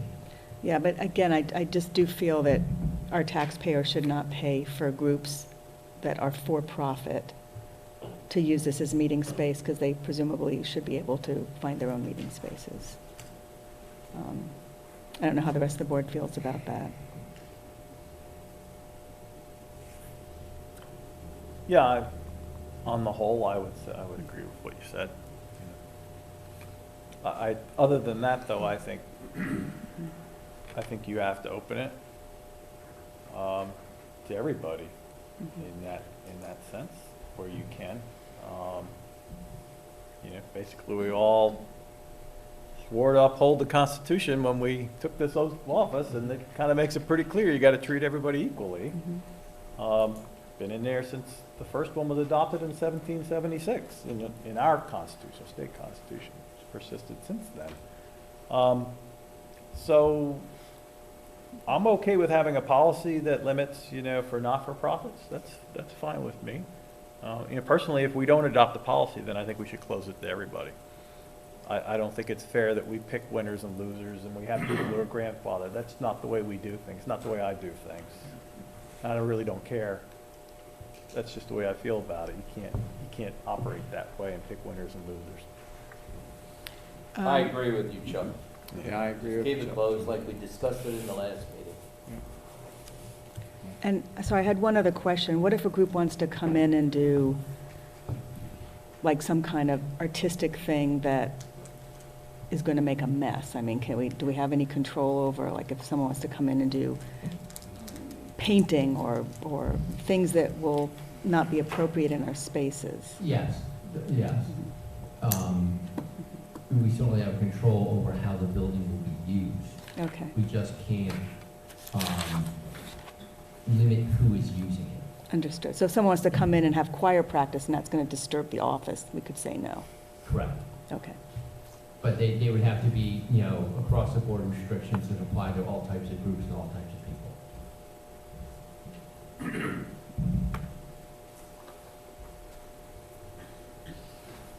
All right, so how does the board want to proceed? Do you want to vote for this, or do we need to discuss it further? What does the board want to do with this?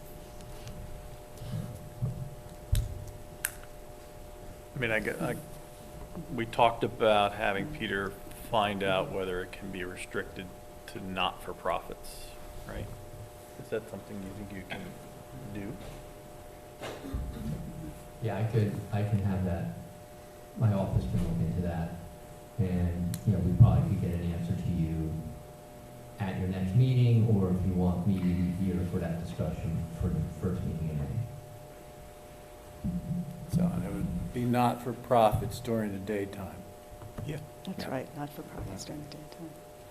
All right, so would the board like to then discuss this again at our next meeting in 2 weeks, or do you want to leave it till May or to the May work session? Wait till Peter gets the information to us. How soon did he say? That you said you won't be here for the next meeting or the May meeting? Yeah, I'm going to be away in the next 2 weeks, but someone else in my office certainly can do the research and give it to Colby to bring to the next meeting if you guys, if the board wishes to look at that. Then, if you want to wait, I will be here for the May meeting. I certainly think we can discuss it with the information at our work session. Whether or not we vote on it is up to the discretion of the board. Sure. Is that okay? Yep. And- All right, okay. And the language is already in there that the activity can't disturb the operations of the township building, meaning your office? I don't recall, but I know it was mentioned. Yeah, I think that's important. I mean, Yeah. you don't want a lot of noise or things like that. It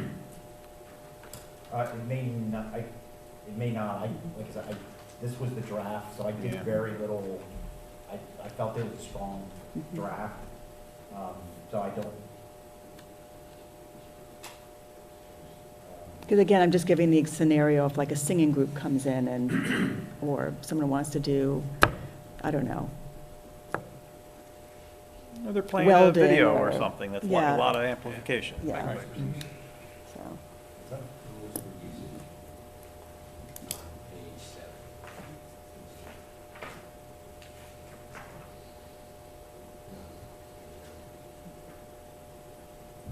So, I mean, under rules for usage, no attaching paper props, decorations, no use of paint, chalk, or other arts and craft making materials, no writing on floors, walls, tables, no smoking, no use of alcoholic beverages, no burning of candles, no animals other than, guide dogs, need to be, no nudists,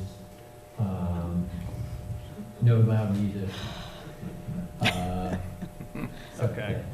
So we Well, that kind covers of, everything. Okay, that covers everything. Okay, so we'll readdress this at the next meeting. All right. Go ahead, Gary. Gary Bonner, Fulmer Road, just curious if the closure in the evening would impact township organizations like the EAC holding No. whether they can be specified. This would be just for outside groups. Okay. Colonial fill removal policy.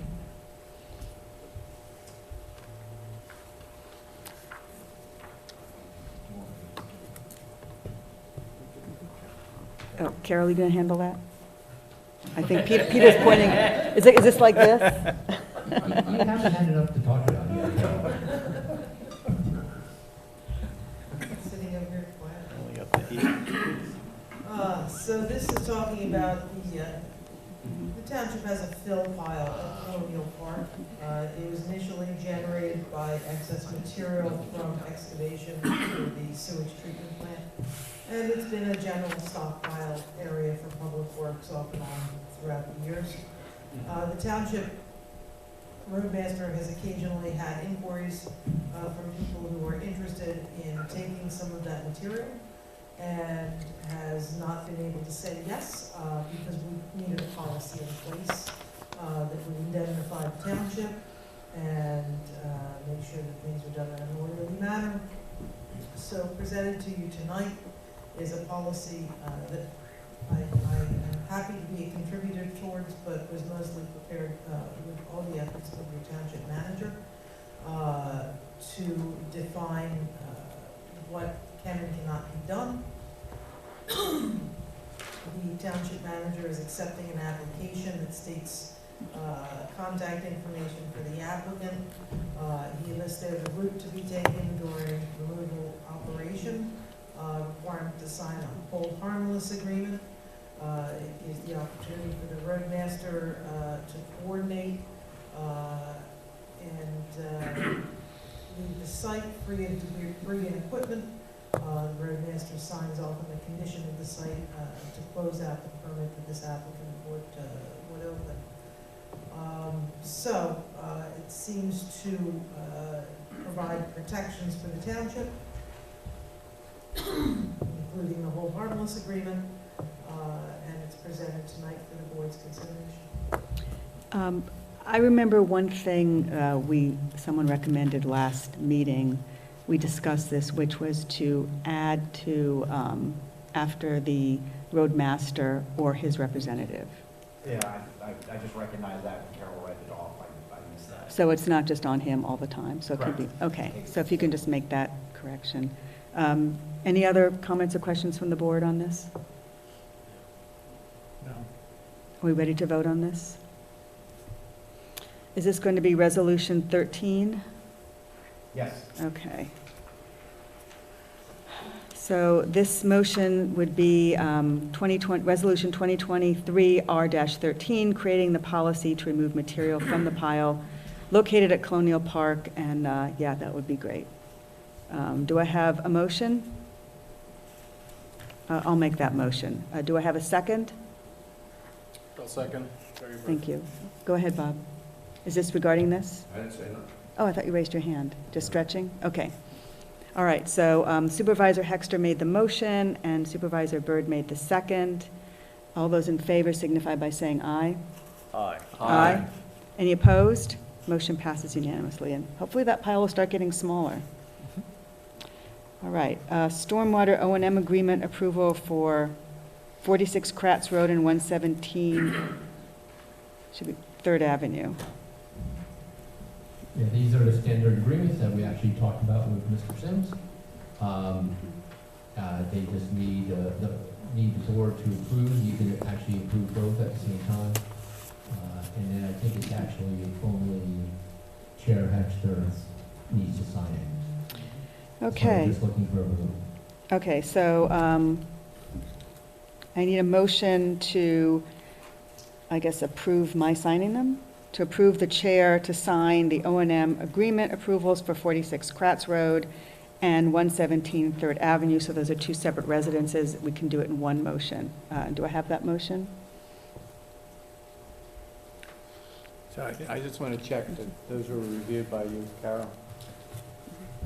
They most definitely were, yes. Okay, thanks. Because they're different than the thing that we talked about previously. Yes. Would someone like to make that motion?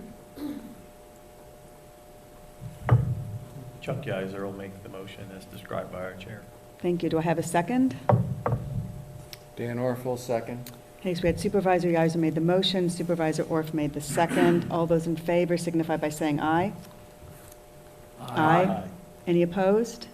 Motion passes unanimously. All right, brings us to zoning hearing board application for 121 Mine Hill Road. Is the applicant here or on Zoom? If we have any questions? Mr. Young is, he does appear to be on Zoom. Okay. So, this hearing is, we have two hearings set for this upcoming Monday. The first zoning hearing board application is for 121 Mine Hill Road. They are requesting one variance for section 170-50.A, paragraph 8, to allow residential addition upon real property within the township's R2 low density residential district, R2 district. Basically, they need the ability to have more building coverage. I believe it's 2.5%. He did submit a zoning permit that was denied, so this is his appeal or for the variance to that. His wish is to build a, like, I don't know what the purpose, like an accessory apartment or. I think it's a master bedroom. Yeah, my understanding is he's going to be It's like adding an ensuite, but it's- a bedroom. And Yes. so you say this has already been denied?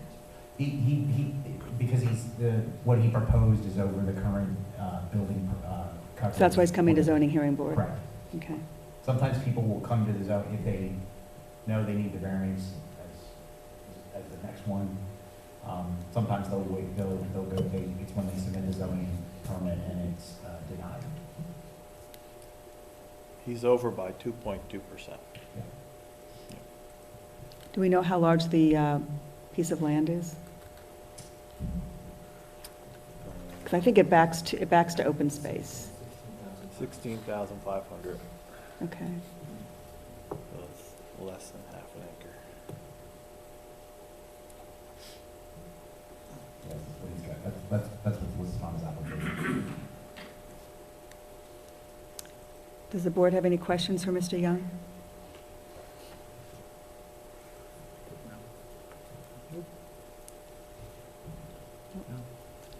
So the board has some options. We can remain neutral, we can support it, or we can oppose it. And I think is a fourth option. We can send conditions. That's what I had, because that's what came up last time. Well, just speaking for myself, I'm fine to let the zoning hearing board do their job. I don't have any issues. Yeah, I'm in this, I would stay neutral and let the zoning hearing board do its job as well. Same for me. Chuck? Yeah. Yep. Terry? I mean, look, Stay neutral. You okay? All right, so there's consensus from the board. We'll take no position, we'll stay neutral, and, That's what Okay. I'll express it when asked or if asked by the council. okay. Zoning enforcement. All right, and then another zoning hearing board application. Mr. Sims, this is a twofer for you today. Okay, so you want me to go over? for you? Yeah, sure, absolutely. So this is for 297 Smith Road, which we know is turning into 36 Smith Road, which will have a different parcel ID and all that stuff. So for 297 Smith Road, they're requesting one variance, which is a request of variance for side yard setback section, or chapter 170-44.A, paragraph 6, to allow construction of a new single-family detached dwelling or real property within the township's R1 rural residential, rural resident district. And Mr. Sims is present. I don't have any comments. I think we talked about this. I would just want to know if there's any questions from the board regarding, you know, what we're asking to do here, and, you know, any commentary that you may have regarding the matter. So just to clarify, it's my understanding you're looking for the relief because of the shape of the Yeah, of the it's a property? rectangular lot. It's under, it's just under 1 acre, okay? We meet all the guidelines except for the one side setback, which is at 30 feet, we'll call it, 31 feet. Yeah. Where we need basically, we're asking for 10 feet of relief, or 10 feet of a variance relief for that one side, in order for it to meet the requirement of the ordinance. And originally, the house met all Perkiomen's setbacks, and once you realized you had to comply with Lower Frederick, that's when the problem occurred. Exactly, and that, hence why we're here today. Yes. is there a house on that side there that you abut? There is a house that's down the hill from us. Yeah. But it's, I mean, It's not close, is it's what not you're saying. close, exactly. I mean, there's a whole hydrangea and like trees that Yeah. separate, you know, past the 10 feet, you know, to their yard. And I'm guessing the neighbor, as far as you know, hasn't expressed any objection. I can say I did have one neighbor call when I posted the property, and he got the letter and said, he just wanted to call the question just to see if it was something he wanted to attend. So I explained to him what the Sims were looking to do, based on the current plan that we have, understanding that was the hope. They're not going to change, and he said he could build it 5 feet from the property line, which kind of pushed him back a little bit. But he had no objection, or he certainly wasn't opposed to a house being built on that empty lot. I think his only question was the storm water, was the storm water, and that's just because of the slope that Right. exists. I'm fine with what I said on the last one, to remain neutral. Yeah, neutral's fine. Chuck? Yep. That's a good Okay. thing. Yeah. Yep, so yeah. I'll take you from that. Okay. All right, great, thank you. All right, EAC appointments. Okay, so both these applications were submitted to me by the EAC, and this puts the EAC at full membership. So the EAC is looking for the board to appoint Jennifer Huntsberger and Steve Lineski to the Environmental Advisory Council for terms ending 12/31/2024 and 12/31/2023 respectively. Jason Yes. and board, Diane Jard from the EAC. Jennifer, I think, is not able to join us at this time. I had sent a late email to you. Oh, that's too bad. So it would just be Steve Lemiski that would be being approved. Maybe Jennifer will join us at a later time. So I'd like to amend, Mr. Lineski will get the 12/31/2024 appointment, which is the longer one, so. Okay, is the board prepared to vote, or does anyone have any questions? My only question is, in the past, we interviewed applicants, and that didn't happen this time around. No, I think It was we- my understanding that when the group, the volunteer group submits the application, they've kind of gone through the vetting, or they, I think in some cases, some of the individuals, like with the Park and Rec Board, they were already coming to meetings and participating, so it was my understanding when that was the case, that this was acceptable to do this. Yeah, we had some recent members joining the park board that we did not interview, that the Yeah. park board recommended that they be appointed. But I do know when we have more applicants in space, we definitely interview. Yeah, that's what happened to us at the beginning of the year. Yeah, I'm just concerned, I don't have an issue with appointing this person, let's get that squared away. It's just with other boards, planning commission, things like that, I would like to have the opportunity to interview with them before, or at least, yeah, interview them before appointing. So I think that's, I think one way to handle it is to say, hey, here are the applicants we have for these openings, and, you know, does the board wish to interview them? And then we can say yes or no. And like I said, I read through it, I don't have any issues appointing the person, but this policy is not really a policy, is what I'm trying to say. It's kind of like, well, sometimes we do, sometimes we don't, so. Yeah, because definitely the last two park board members Right, but that. didn't happen either. Yeah, but All I right. concur with Chuck. I mean, we should be consistent, and we had been interviewing everybody. And even if, yeah, even in the situations where there's, the board isn't, the group is not full, we still probably should do our due diligence and interview the parties involved. So what I'm hearing is the board, I believe, is okay with approving this individual, but going forward, can you articulate what you want? Well, to have I happen? think we should be notified that we have applicants, and ask the board whether or not they would want to review, interview the applicants, or are they okay approving without going through the interview? Okay. Yeah. Yeah. Gary? Yes, just wanted you to be aware that we did not interview Mr. Lineski, we just received his application, so we did not go through that application before this passed. But I can Just so you have confirm that that they did understanding. submit the application. Yeah, okay. So I think you just proved your point. What? I believe Gary just proved your point. Yeah, okay, I know he did. So as a point of clarity, Diane from the EAC, both applicants did send applications to the township. How do you want the councils to then let you know, or how should Jason let you know that this person's applying so that you can then interview them? Well, he would, Yeah, if he I- has the applications, he can notify us via email. Yeah. You know, how do you want to handle it? He will do it, or we will do it. He would do it. Okay.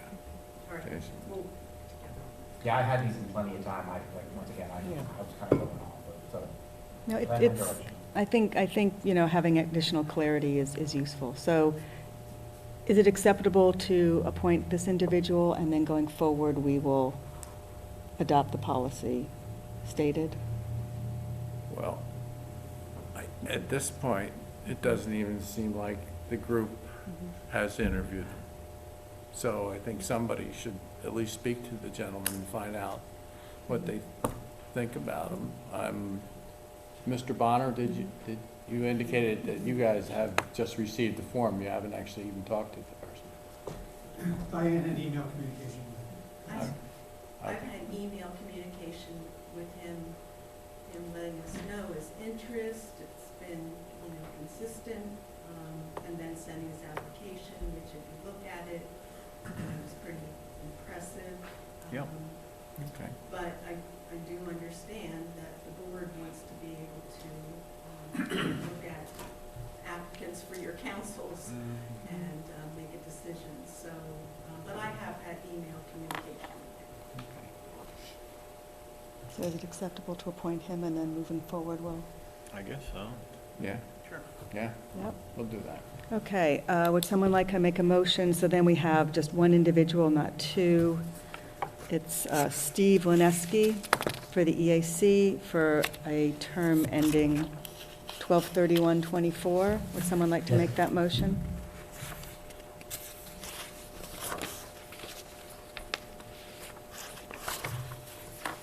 All right, I'll make the motion. Do I have a second? Sure, I'll second Terry Bird. Thank you. Supervisor Hexter made the motion. Supervisor Byrd made the second. All those in favor signify by saying aye. Aye. Aye. Any opposed? That motion passes unanimously. But going forward, though, you'll do it a little differently. I meant even them interviewing. I guess I should pose the question, or if I don't it's a wanna- recommendation, or if it's just a pass-through, I guess. I broke the rule and assumed. Well, no, I'm not, I'm just saying, like, when I started on planning commission way back when, I went to a meeting and I read my little CV and answered the planning commission's questions, and then they, passed my name along to the board.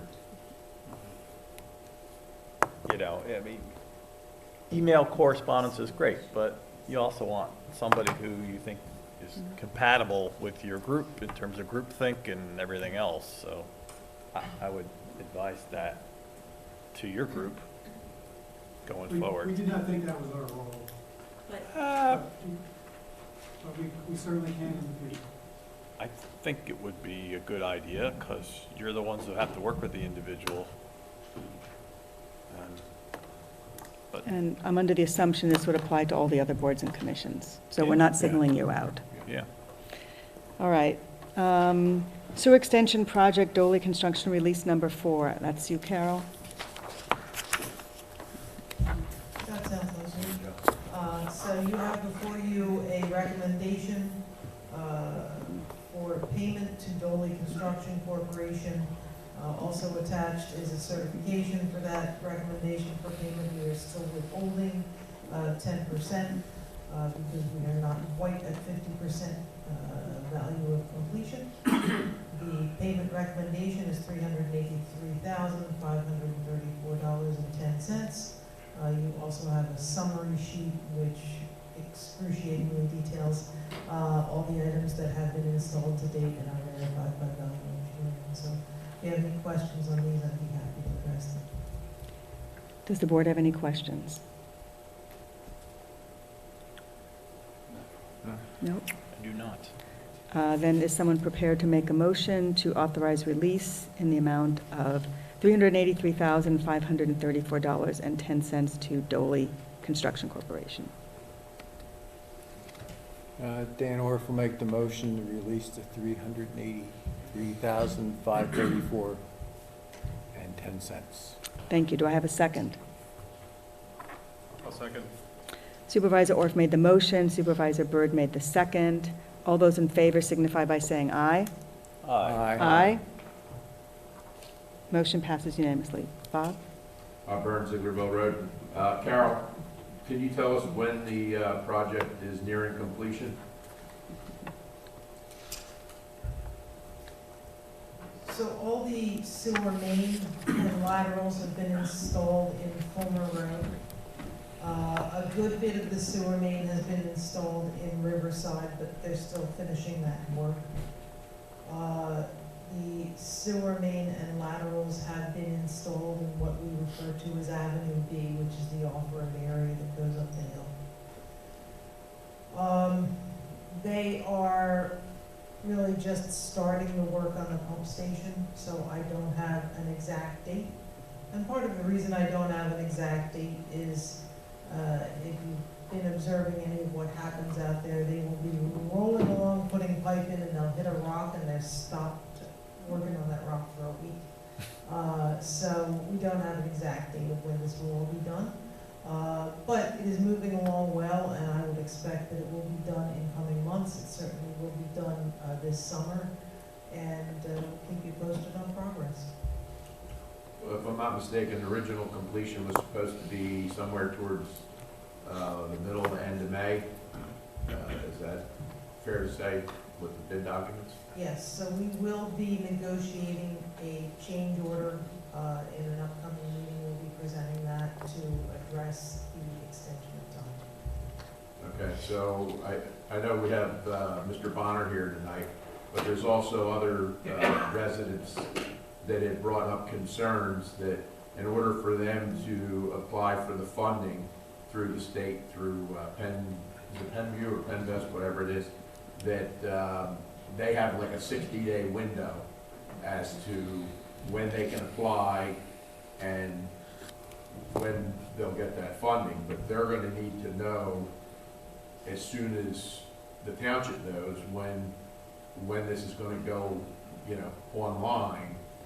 They're going to need a better idea as to when it's going to go online, because they don't want to wait until it's online to go ahead and then try to get the funding for it. So if it's, if it can be anticipated ahead of time that, hey, this is the date you can start putting your information out there, since I believe we have 50-some connections, I think that would help the residents so that they can get their paperwork in and get their loans organized. The simple answer is it's not this month to start putting it in. Yeah, okay. Thank you, Bob. All right, next item is the copier for admin and police lease approval. Okay, so, what the board has in front of you, please disregard the recommended motion, because that quite frankly is a copy and paste from former copy release I did. So, I talked to 4 different companies. What you have in front of you is the 2 companies I guess I like the best. One is our current, which is Stratex Systems, which is provided, they have RICOs. We've had no issue. It's worked like a champ. Our lease actually expired March 23rd. This has been on the agenda, and I just haven't been able to pull this together for the board. And then Toshiba Business Solutions, that was our former outfit back in 15, 16. We switched over, I believe, did you guys have issues with yours? So, I've talked to them. Based on what our current experience is with Stratex Systems, my recommendation would be to go with Stratex Systems for a 63-month lease. It is actually cheaper than what Toshiba had recommended or had proposed. So that would be my recommendation. I've talked to Bonnie. Certainly, Chief is shaking his head. I know we had a recent incident, and Stratex was out the same day, and Their service is outstanding. Yeah. So invested. very responsive, and I think the cost is, the cost is around what we're paying currently. Okay, so you're proposing we go with Stratex for 63 months at a cost of $412.25 a month for the 2 machines? No, that's- This would be the 4, I That's gave what that we're doing the now. current cost. Oh. This would be the bundle, which is includes the maintenance of 40220, Oh, okay. and that I'm maintenance looking in the wrong includes parts, place. labor, travel, and supplies. Right, and this is compared to the Toshiba proposal for the same service for $459.81. Correct. And you're saying that Stratex provides better service? It's been my experience, once again, I talked to Bonnie and Chief, and once again, I'm not exactly sure why we went away from Toshiba, but we did, and it seems Stratix has been working very well for us. Does the board have any questions or comments about this? My question is just, you have current costs listed for 2 machines at $412.25. So that's $412.25 each, right? No, that's together. So then, when I'm looking at lease options, is that for 2 machines? Those are for 2 machines with the maintenance. So each one is $402.20. No, Or I should say, $402.20 for 2 machines. Yes, so right now, we have 2 separate leases, so to make life easier for the office, and since, because currently, we had to actually buy out the Toshiba lease, so the actual admin is different, is $130 a month compared to $100 that for the police, because the police's lease had expired back when that change happened. So I asked them to just bundle it together, and we have we'll have 2 payments, one for the maintenance side, and then also the other for the actual lease of the 2 copiers. And do we currently also have the same overage kind of numbers? They based it, so the monthly volume was based on our usage. I didn't investigate that too deep. I do know there's been times where we've had overage issues. I think the goal is to try to minimize that as best we can moving forward. But I meant the overage numbers, like, that they're offering here, like, I'm assuming anything over 3,000 copies a month, it's roughly 11 cents a page. It's well, black and white is 0.0110. Yeah, isn't that right? So that's 1.1 cents. Sorry, 1.1 cents. I got my decimals wrong. So, I mean, we have similar numbers for our existing agreement, right? Yes. Yeah, okay. That's all I was trying to understand. I mean, I know one of the things that hurts certainly admin is we have the quarterly billing for the sewer, which, as Bonnie and I were talking about this, she was running them off for the first quarter, and it kind of dawned on me that, we can try to control our printing, but there is some things we just. Yeah. Any other questions from the board? Nope. Okay, we prepared to vote on this? So this would be the motion to accept. All right, so is it a 60-month lease or a 63? 63. Okay, so we'll change that to 63. It's the new standard, I guess. Okay. So it would be the motion to accept a 63-month lease agreement in the amount of $402.20. For 2 machines. For 2 machines with Stratix systems. That's the correct motion. And further authorize me to sign any. And further authorize the township manager to sign any paperwork necessary to complete the transaction. Okay, would someone like to make that motion? I'll make the motion for sign. Thank you. Do I have a second? Chuck Yeiser will second. Okay, so we had Supervisor Sachs made the motion, Supervisor Yeiser made the second. All those in favor signify by saying aye. Aye. Aye. Any opposed? Motion passes unanimously. Okay, great. All right. FEMA mitigation. I'll start.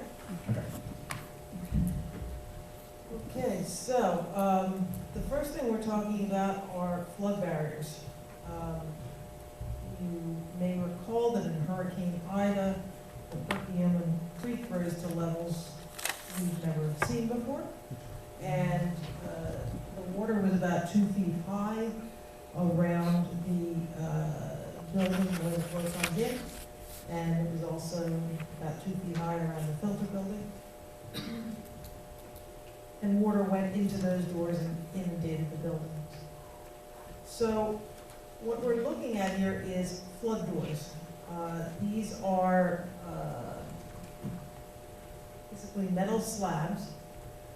You put the slots for these slabs in front of each door, and if you know a flood is coming, you pull out these slabs and you start dropping them in, they all connect together and create a barrier so that if we see another flood like Hurricane Ida, the water will not get into these buildings. The estimate for doing the installation of these flood doors, which included installing concrete landings in front of the overhead doors to support these structures, the flood barriers themselves, and also storage units that hold these flood barriers when we're not using them, so they aren't damaged, so they are protected both from weather and from traffic or from being bumped. So the grand total for this, including a small amount for contingency and some percentage for bidding and administration, was $109,453. And it is my understanding that FEMA has funded this, has agreed to fund this project, but of course, because of the size of it, it will need to be bid. So what we're asking tonight is authorization to start preparation of the bid documents for such a project. I would also like to note, and FEMA normally, it's been my experience, does this, they don't pay full 100%. Sometimes it's 75-25, 75 FEMA, 25 the state. I don't know that the state ever chips in. So in this case, FEMA provided a 90%, a 90-10 split. So this project, funding-wise for the mitigation, would actually be $98,580.15. And so, obviously, from a how to cover any of the additional costs, my suggestion would be to use the ARPA funds to back up the project to allow us to move forward. If the board is interested in using in doing this project, it's my understanding if we don't do the project, then at some point we'll have to return the funds. But I just wanted to make note that it was a 90-10 split. That was something that, as I dug into this, trying to verify what we were getting paid for, that I did confirm. And what would the amount of the 10% be? The 10%, based on the 109, This would be our cost. roughly like 10,000, I said 11. 10,500. And one for that. Okay. So together, we would be spending about 12,000 of our money. Because as Carol knows, until we bid it, we're not, we can't say for certain what the cost is going to be either. Even though there's the contingency built in, so that's the other part of this, and I wouldn't want the board to not at least have an idea of where the additional funding would come from if we did it. No, I mean, that makes sense. The damage of another flood, it would be catastrophic. Any questions from the board? No.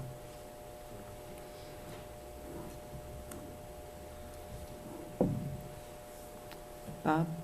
Bob Burns, Hooverville Road. Jason mentioned using the ARPA funds for it. I think it would be better to use the sewer funding for it. The ARPA funds can be used for the general public. It's a sewer apparatus that's used for the sewer fund only, so the sewer fund should be funding it. If there's something over and above what FEMA's paying, it should be coming out of the sewer fund. Thank you. Thank you. Is the board prepared to vote on this?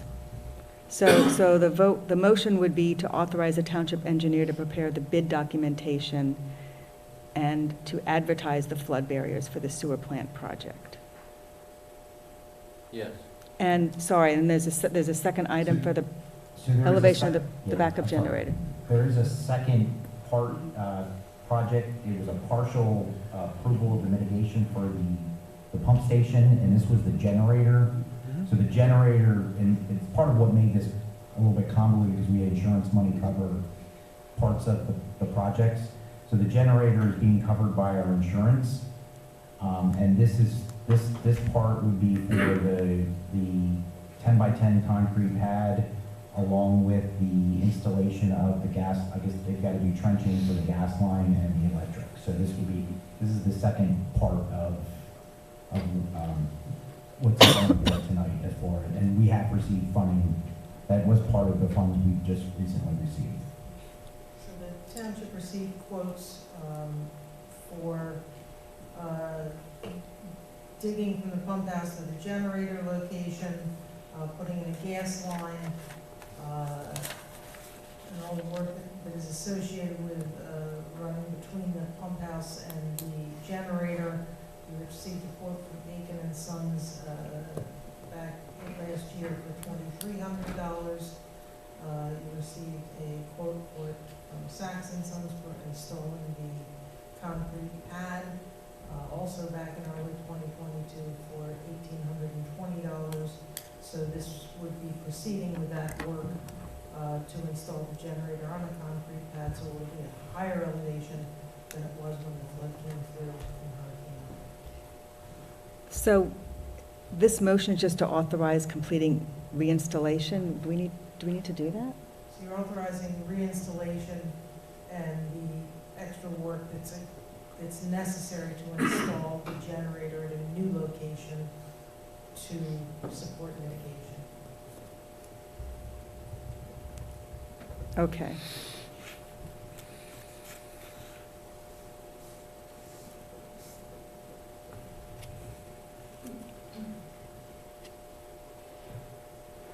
And we have $9,500 to do that. This was with the 10%, it's $8,550. So that's. So that's 90% of $9,500. Okay, gotcha. That was one of the reasons I wanted to be in front of the board, so that we were, once again, the board was aware that we may need to cover this with a different pool of money. And we, just so the board is also aware, we have gotten a generator. We're still working on getting the diesel tank that it's supposed to sit on. It's, Right. we've been struggling getting that in from modern. So we are, this project would be closer to getting finished or completed. Okay. Is the board prepared to vote on those two motions? We're voting on it. See, along with that, the contract for everything. So I will have to abstain myself then from it. Yeah, Okay. why don't we do it as two separate motions, and then Terry can just abstain to the one? Bob, is this a new question? Yes. Okay, go ahead. So the generator pad that you're talking about, that's over at Delphi?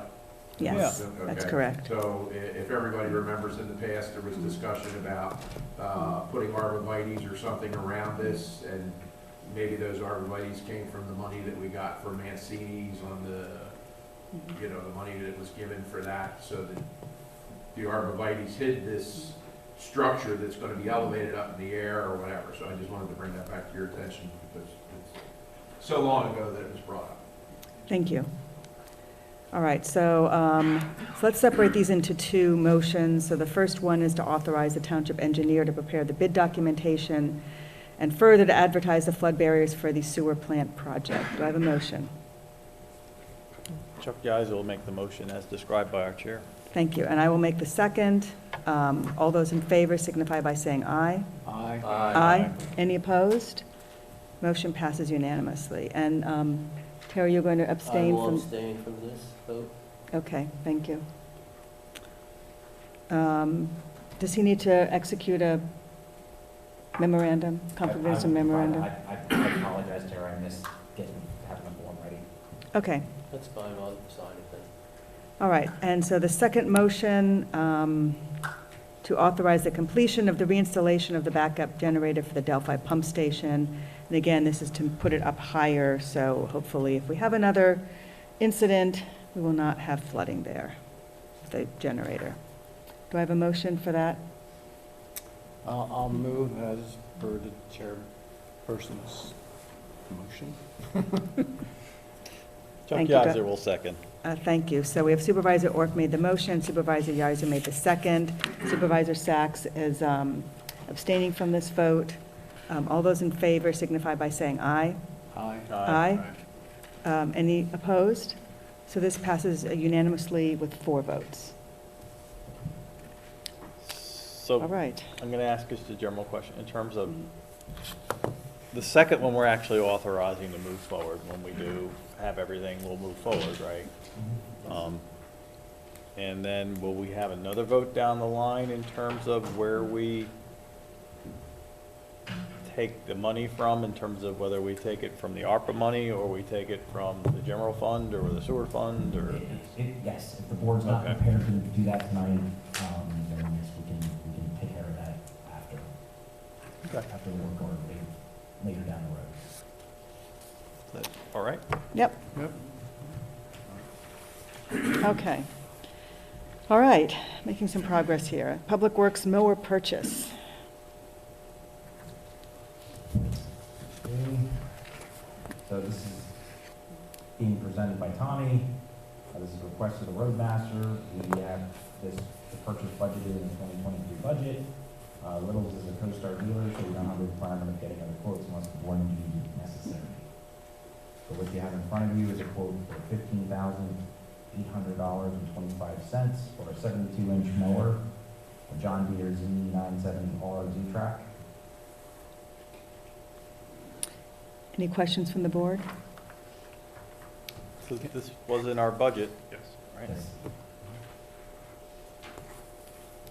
Do you have a question? No, No? I'm fine. I thought we talked about it before. We did. It's been a little while. Yeah, we talked about it, preparing the budget, so. So is the board prepared to vote to approve this? Yep. Yep. Someone like to make the motion? I'll make the motion, Terry. Thank you. Do I have a second? I'll second. Great. So Supervisor Sachs made the motion, Supervisor Byrd made the second to approve the purchase of the John Deere mower at a cost of $15,800.25. All those in favor signify by saying aye. Aye. Aye. Any opposed? Motion passes unanimously. All right. Gets us to our boards and commissions. EAC.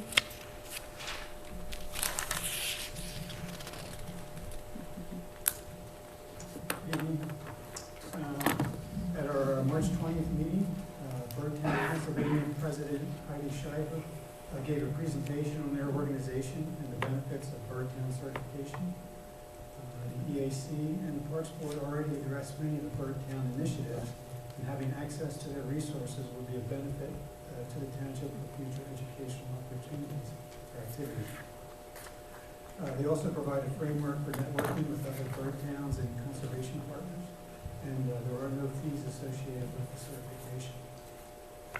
In order to apply for the certification, a resolution would need to be passed by the board of supervisors, and a copy of a model ordinance was provided to Jason. We plan to further discuss the application process at our next meeting and consider recommending that the township pursue certification. For this month's Did You Know, in celebration of upcoming Earth Day, we offer the story of the environmental commitment and success of the Keystone 10 Million Trees Partnership. As of last November, this statewide partnership has planted 5 million trees. The Perkiomen and Watershed Conservancy is a partner organization, and we encourage people to volunteer for the PwC's Plan to Farm program. Thank you. I just have one question. I think this township did belong to Birdtown in the past, or we had considered joining in the past. Does anyone? We did participate a number of years ago. And it just lapsed? It was before the EAC was formed. I don't know. I think the Birdtown organization, they did some restructuring. I think they Okay. It kind of went dormant for a while. Okay. That question was asked at the EAC meeting. I did attend that one, and I dealt with the kind of the new Birdtown of the REIT, and I thought she said we kind of just dropped off. Really, I thought it was based off of cost or something, but. Right, I think there was a fee in the past, and they're no longer there. Okay. So you're asking for our authorization to complete the application to join Birdtown? Is that? Well, we're going to further discuss it at our next meeting, and then we will come back to So you're not asking us tonight? Not tonight, Okay, so we'll table this for next month? yes. Okay, all right. They don't have any questions? No? Thank you. Okay, thank you. Planning Commission. I see Greg. Hey, Greg's on. Yeah, Greg's on. Planning Commission met on March 16th, sorry. We reviewed the Melbourne Hill Sewage Facility Planning Module. So we passed that through. We also continued our discussion and review of the Omnibus Zoning Amendment Part 2. Our focus on this meeting was the neighborhood lotting within the quarter-acre mile inclusion zone. Our county planner is going to add to our working map to try to define the properties that have 10 or more acres within the quarter-mile zone, so that we can redefine the line for the quarter-acre zone. So next month, we'll be making a recommendation on where the line should actually be, so that you guys can decide what you want to do. And that's pretty much what we did. Great, thank you. Greg, just a quick question. So that line will be the demarcation between, if you're inside that line, that area would be eligible for neighborhood lotting. If you're out beyond that line, neighborhood lotting would not be permitted, and that's just for R1 areas, right? Correct. We designated properties that had at least 10 acres within that line already. Gotcha. Thank you for the clarification. Sure. Okay. Thank you, Greg. Open Space Committee? Someone here on, Andrew, are you speaking for the Open Space Committee? Hi, yes, this is Andrew Lang, Secretary for the Open Space Committee with the following update. The Open Space Committee met on March 8th, and at this meeting, we approved a request to the Board of Supervisors for a contribution fund for a DCNR grant application that the committee is pursuing in conjunction with Montgomery County for the purchase of a property for open space protection. We requested that the Board of Supervisors would approve a contributing fund out of open space fund totaling 12.5% of the total purchase price. And this request was approved at the work session meeting of the Board of Supervisors on March 28th.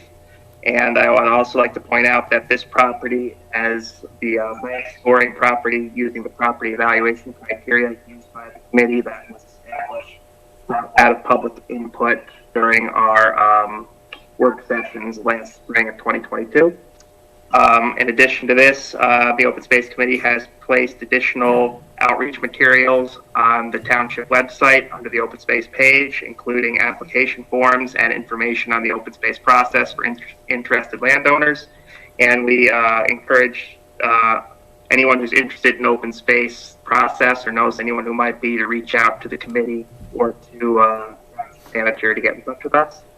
And I'll be on for additional comment here, but there's an additional matter related to outreach for a property that the Open Space Committee wants to get in touch with that Bill Smith will talk about further.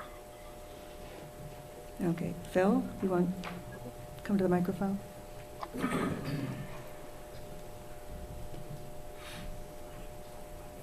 Thank you. Hey, Bill, before you even get started, Sure. just don't provide any information as to how No. to identify the property, where it's located, just that it's in the township. Sure. Thanks. So in mid-January, it was brought to my attention a property was available that had just been listed on the real estate market. It previously had been a part of a joint offering by a resident, and that property was made as a single standalone property available. So I brought that to the attention of the Open Space Committee for discussion. We discussed it. It was of interest to the committee to try to pursue it. And in order to do that and facilitate that and using the proper protocols, we decided to have an outreach by the township manager and perhaps township representatives to that property owner to see if they would engage with the township for the possibility of a purchase through the open space funds that we have available. And as a result of that, we felt that the best route was to see what Jason's reaction was in attendance at that meeting. And he felt that the Board of Supervisors ought to have an opportunity to see whether or not they would authorize his ability to reach out to that property owner and engage in a conversation about their interest in working with the township on a possible sale. So that said, we drafted a letter. I was authorized to compose and draft a letter which the chairman of the committee has signed and served to the board for their consideration. And we're hopeful that you would authorize the ability of Jason and perhaps a member of the committee and perhaps even a supervisor to reach out to that party that has that property for sale and see if there's an interest in working with our township. I'd like to just add that part of the interest of the Open Space Committee is that of connections, and in order to create the connections that we'd like to see happen there, we would also think that there's some second and subsequent steps that would be necessary to have this become a priority project if everything seems to fall into place. So that's basically what we're looking to have happen. We've drafted a letter. I think each and every one of you has received a copy of it. So tonight we're looking for authorization so Jason can put together a working group, so that's how he wants to handle it, and reach out to that property owner and see whether they'll come forward to engage in a conversation about a possible purchase. Are there any questions?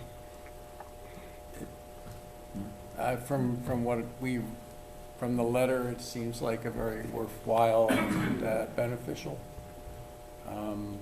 endeavor to investigate. Yeah, we looked at it from a number of angles, and we felt that the project had a great deal of merit and solved a lot of long-term goals that the township has set for itself. So we felt it was well worthy of our efforts to try to reach out and see whether the property owner would be interested in having a conversation again. Yeah, I have no objection. I know we've done this in the past with other property owners where there were township goals involved. I mean, there's no guarantee that this will go anywhere, but certainly a conversation is a good first step, and we'll see what they say. 1,000 miles is the first step, and this is the first introductory first step. Yeah, that makes sense. Start the conversation. Yep.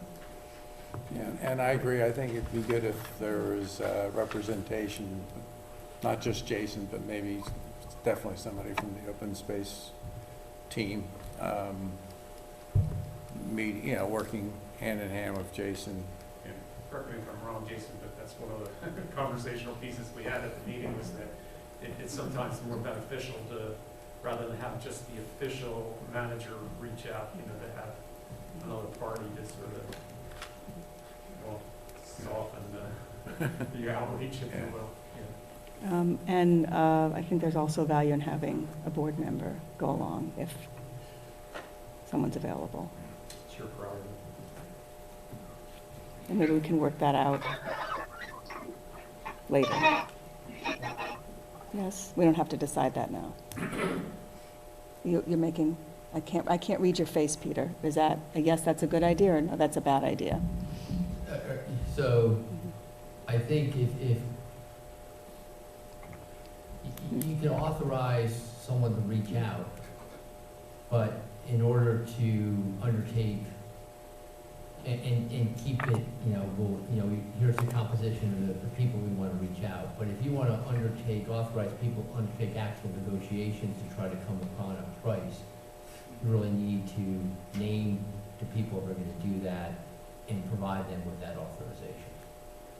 Is that what you're looking for, or are you just looking for a I think preliminary it's conversation tonight's of interest? Request is to see what kind of reaction we have to an interest by that party to discuss the possibility of doing this. I don't think there's any negotiation at this particular time expected as an outreach or a result of that outreach. So I think it's fine for the board at this point in time saying, this is a composition of who we want to provide that outreach, be it, township manager, someone, chosen from the open space committee, and if anyone else.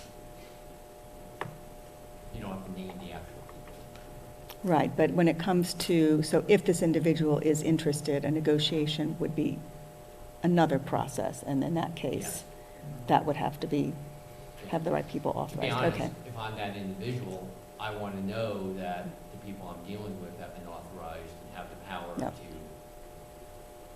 actually negotiate. So that'll be something important for these individuals to understand, that it's only a preliminary conversation. There can't be any discussion of any actual, In any project that I've worked on Yeah. in the past, it's always started with an informal conversation, and then when it gets into the mechanics and nuts and bolts of things, it goes to a higher change, higher level of a change. okay. So is that okay with the board then? This is just to gauge interest only? Sure. Yeah. Okay. Do we have to vote, or just, Peter, do we need to vote to authorize this, or just have consensus? I think a vote would be good. Okay. So we need a motion to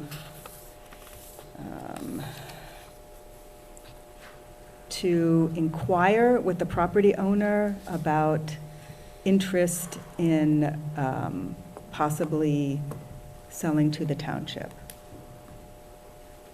Is that,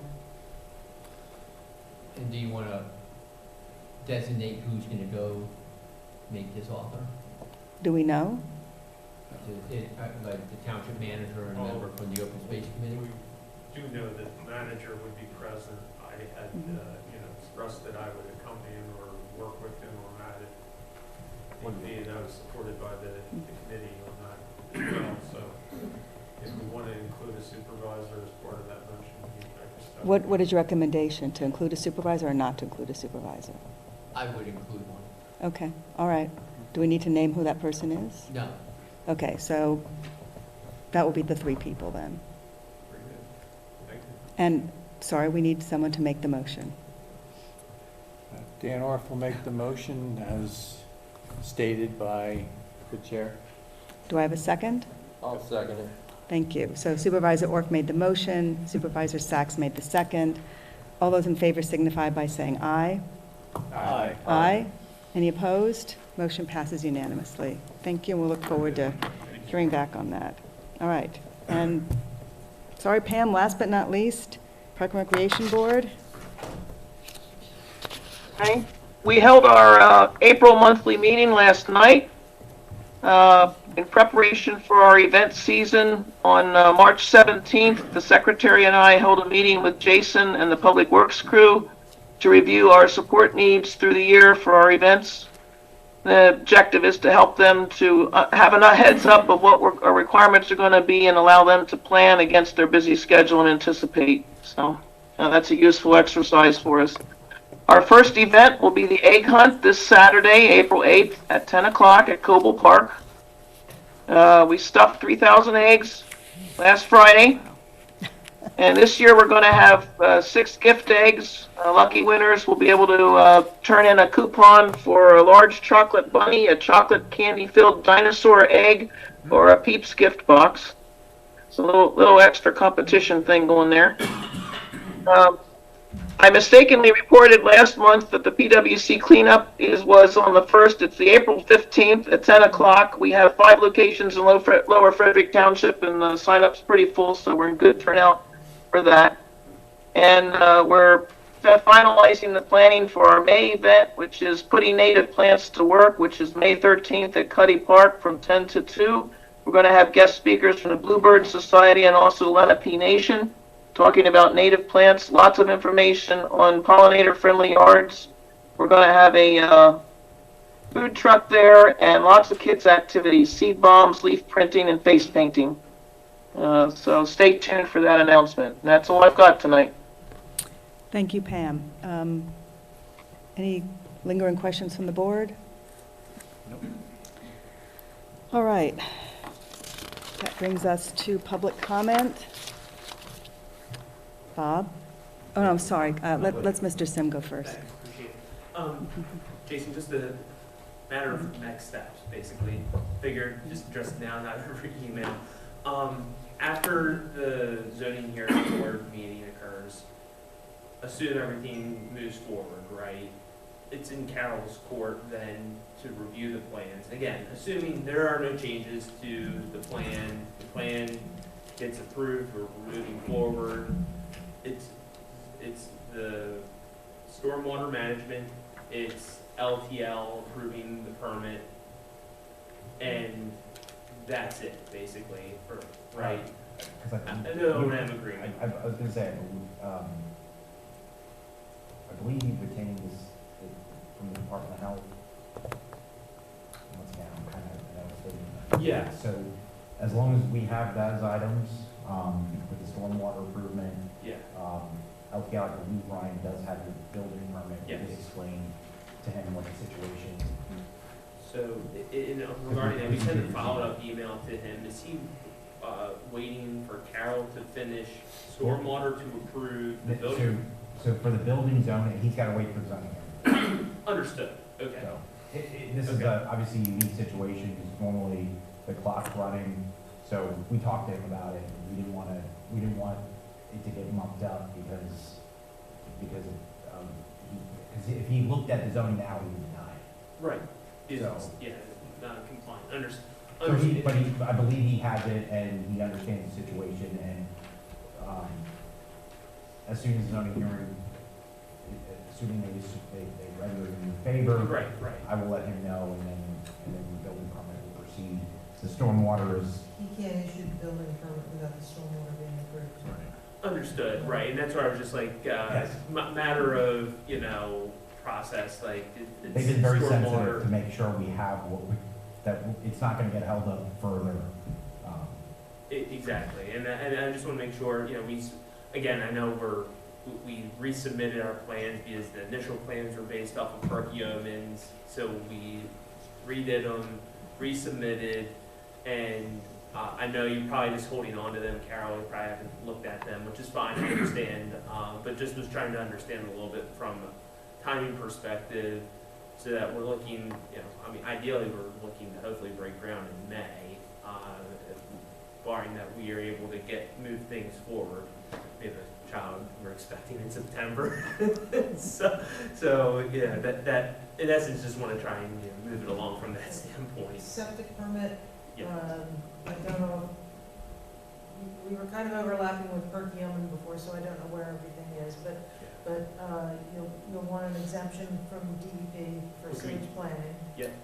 You'll need the permit for your on-lot system, you'll need the well permit. Yeah, Those are all things that, okay. Yeah.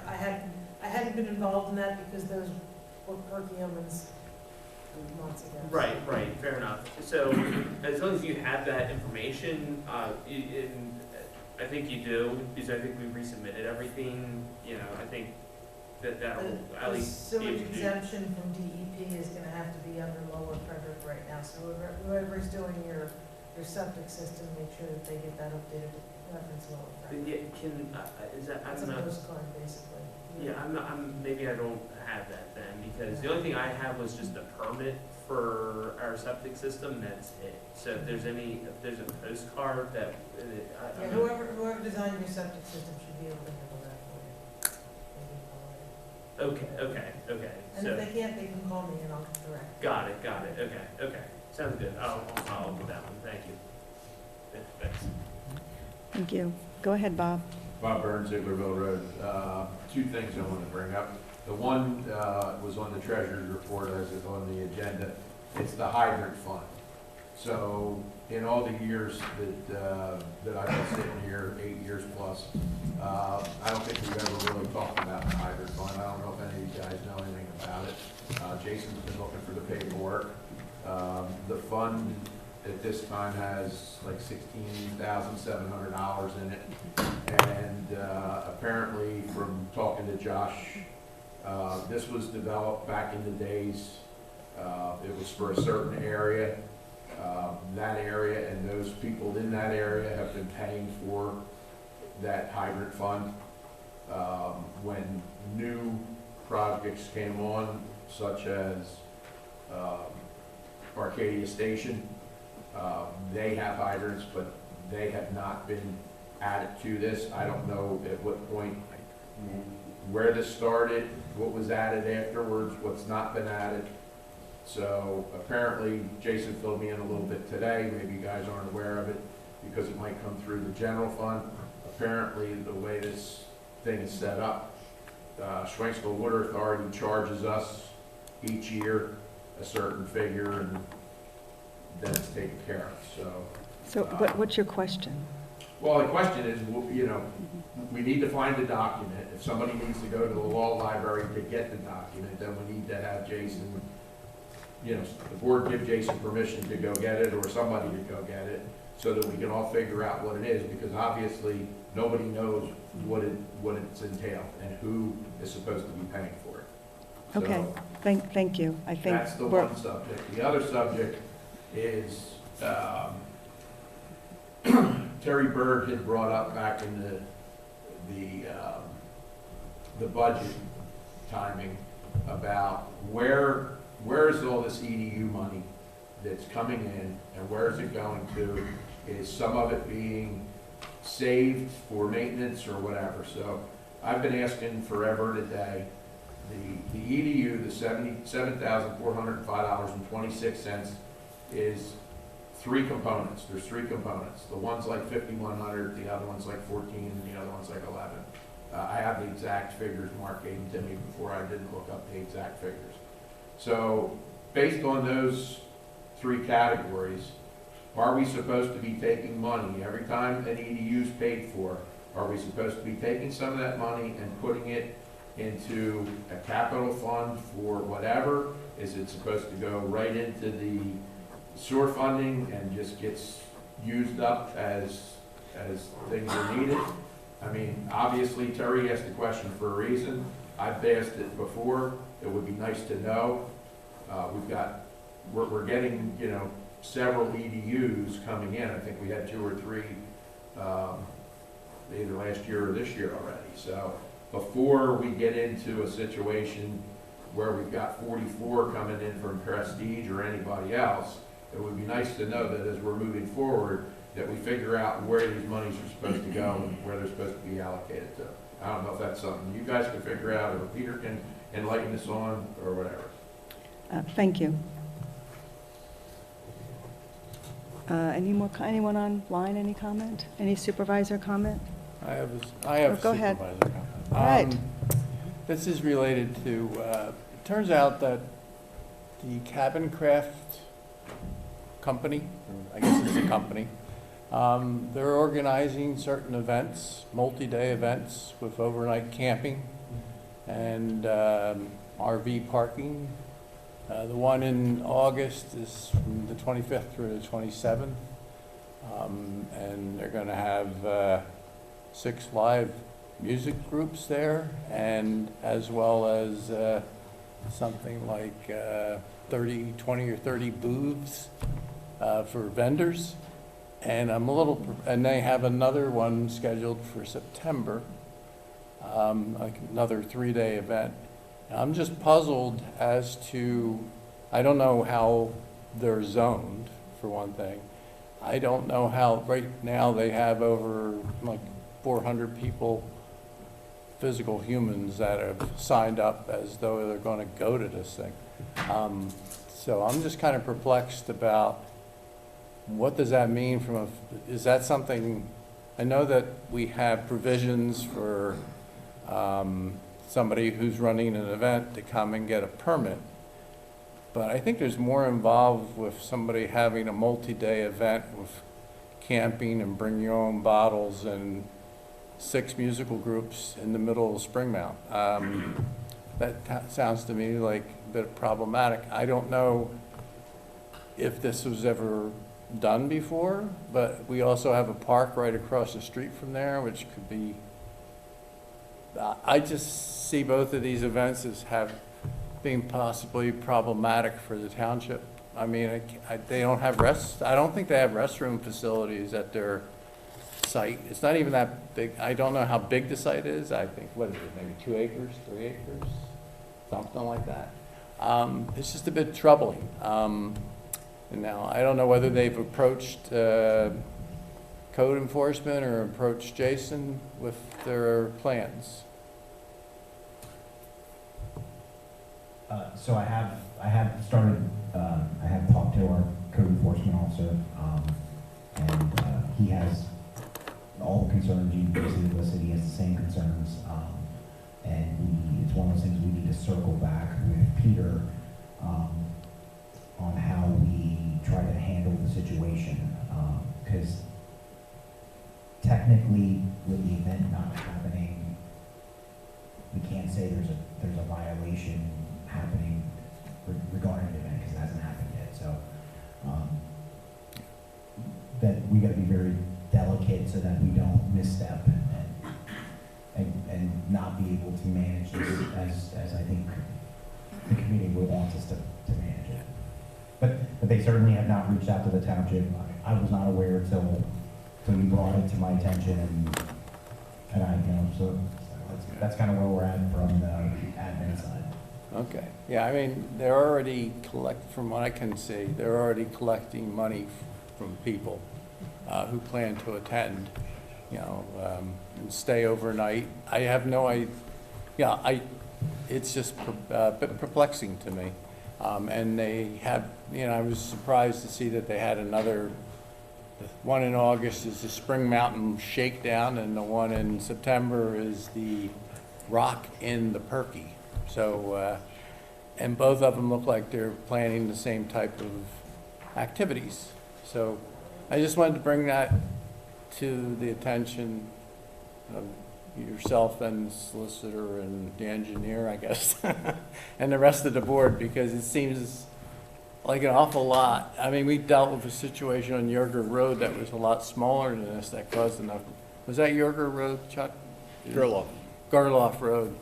That was a lot smaller than this event, and that caused a lot of consternation on the part of the neighbors. So, okay.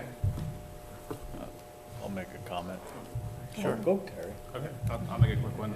So several hours ago, we were able to recognize Travis. I wanted to thank Chief Maxey and Sergeant Cass for rising to the occasion, putting together the certificate, even more for speaking on behalf of the township. So thank you very much for that.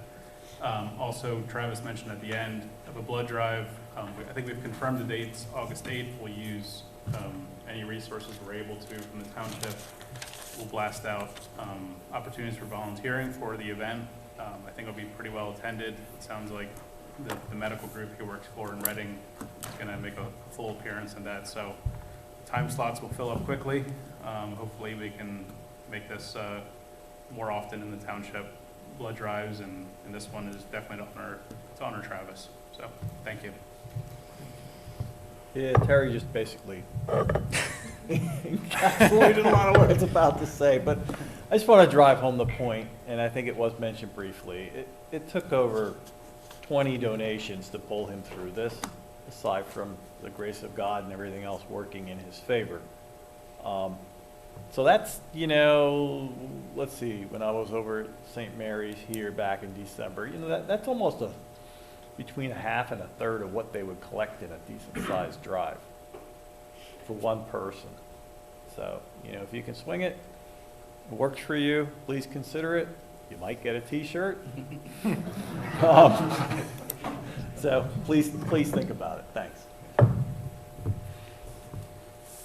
Anyone else? Okay, thanks everyone for hanging in. Meeting's adjourned.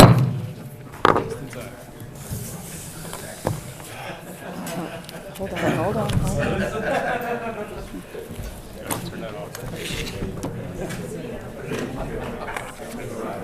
I'll be ready. I want to see him get. Hold on. Oh, I think you're Turn the actual microphone off.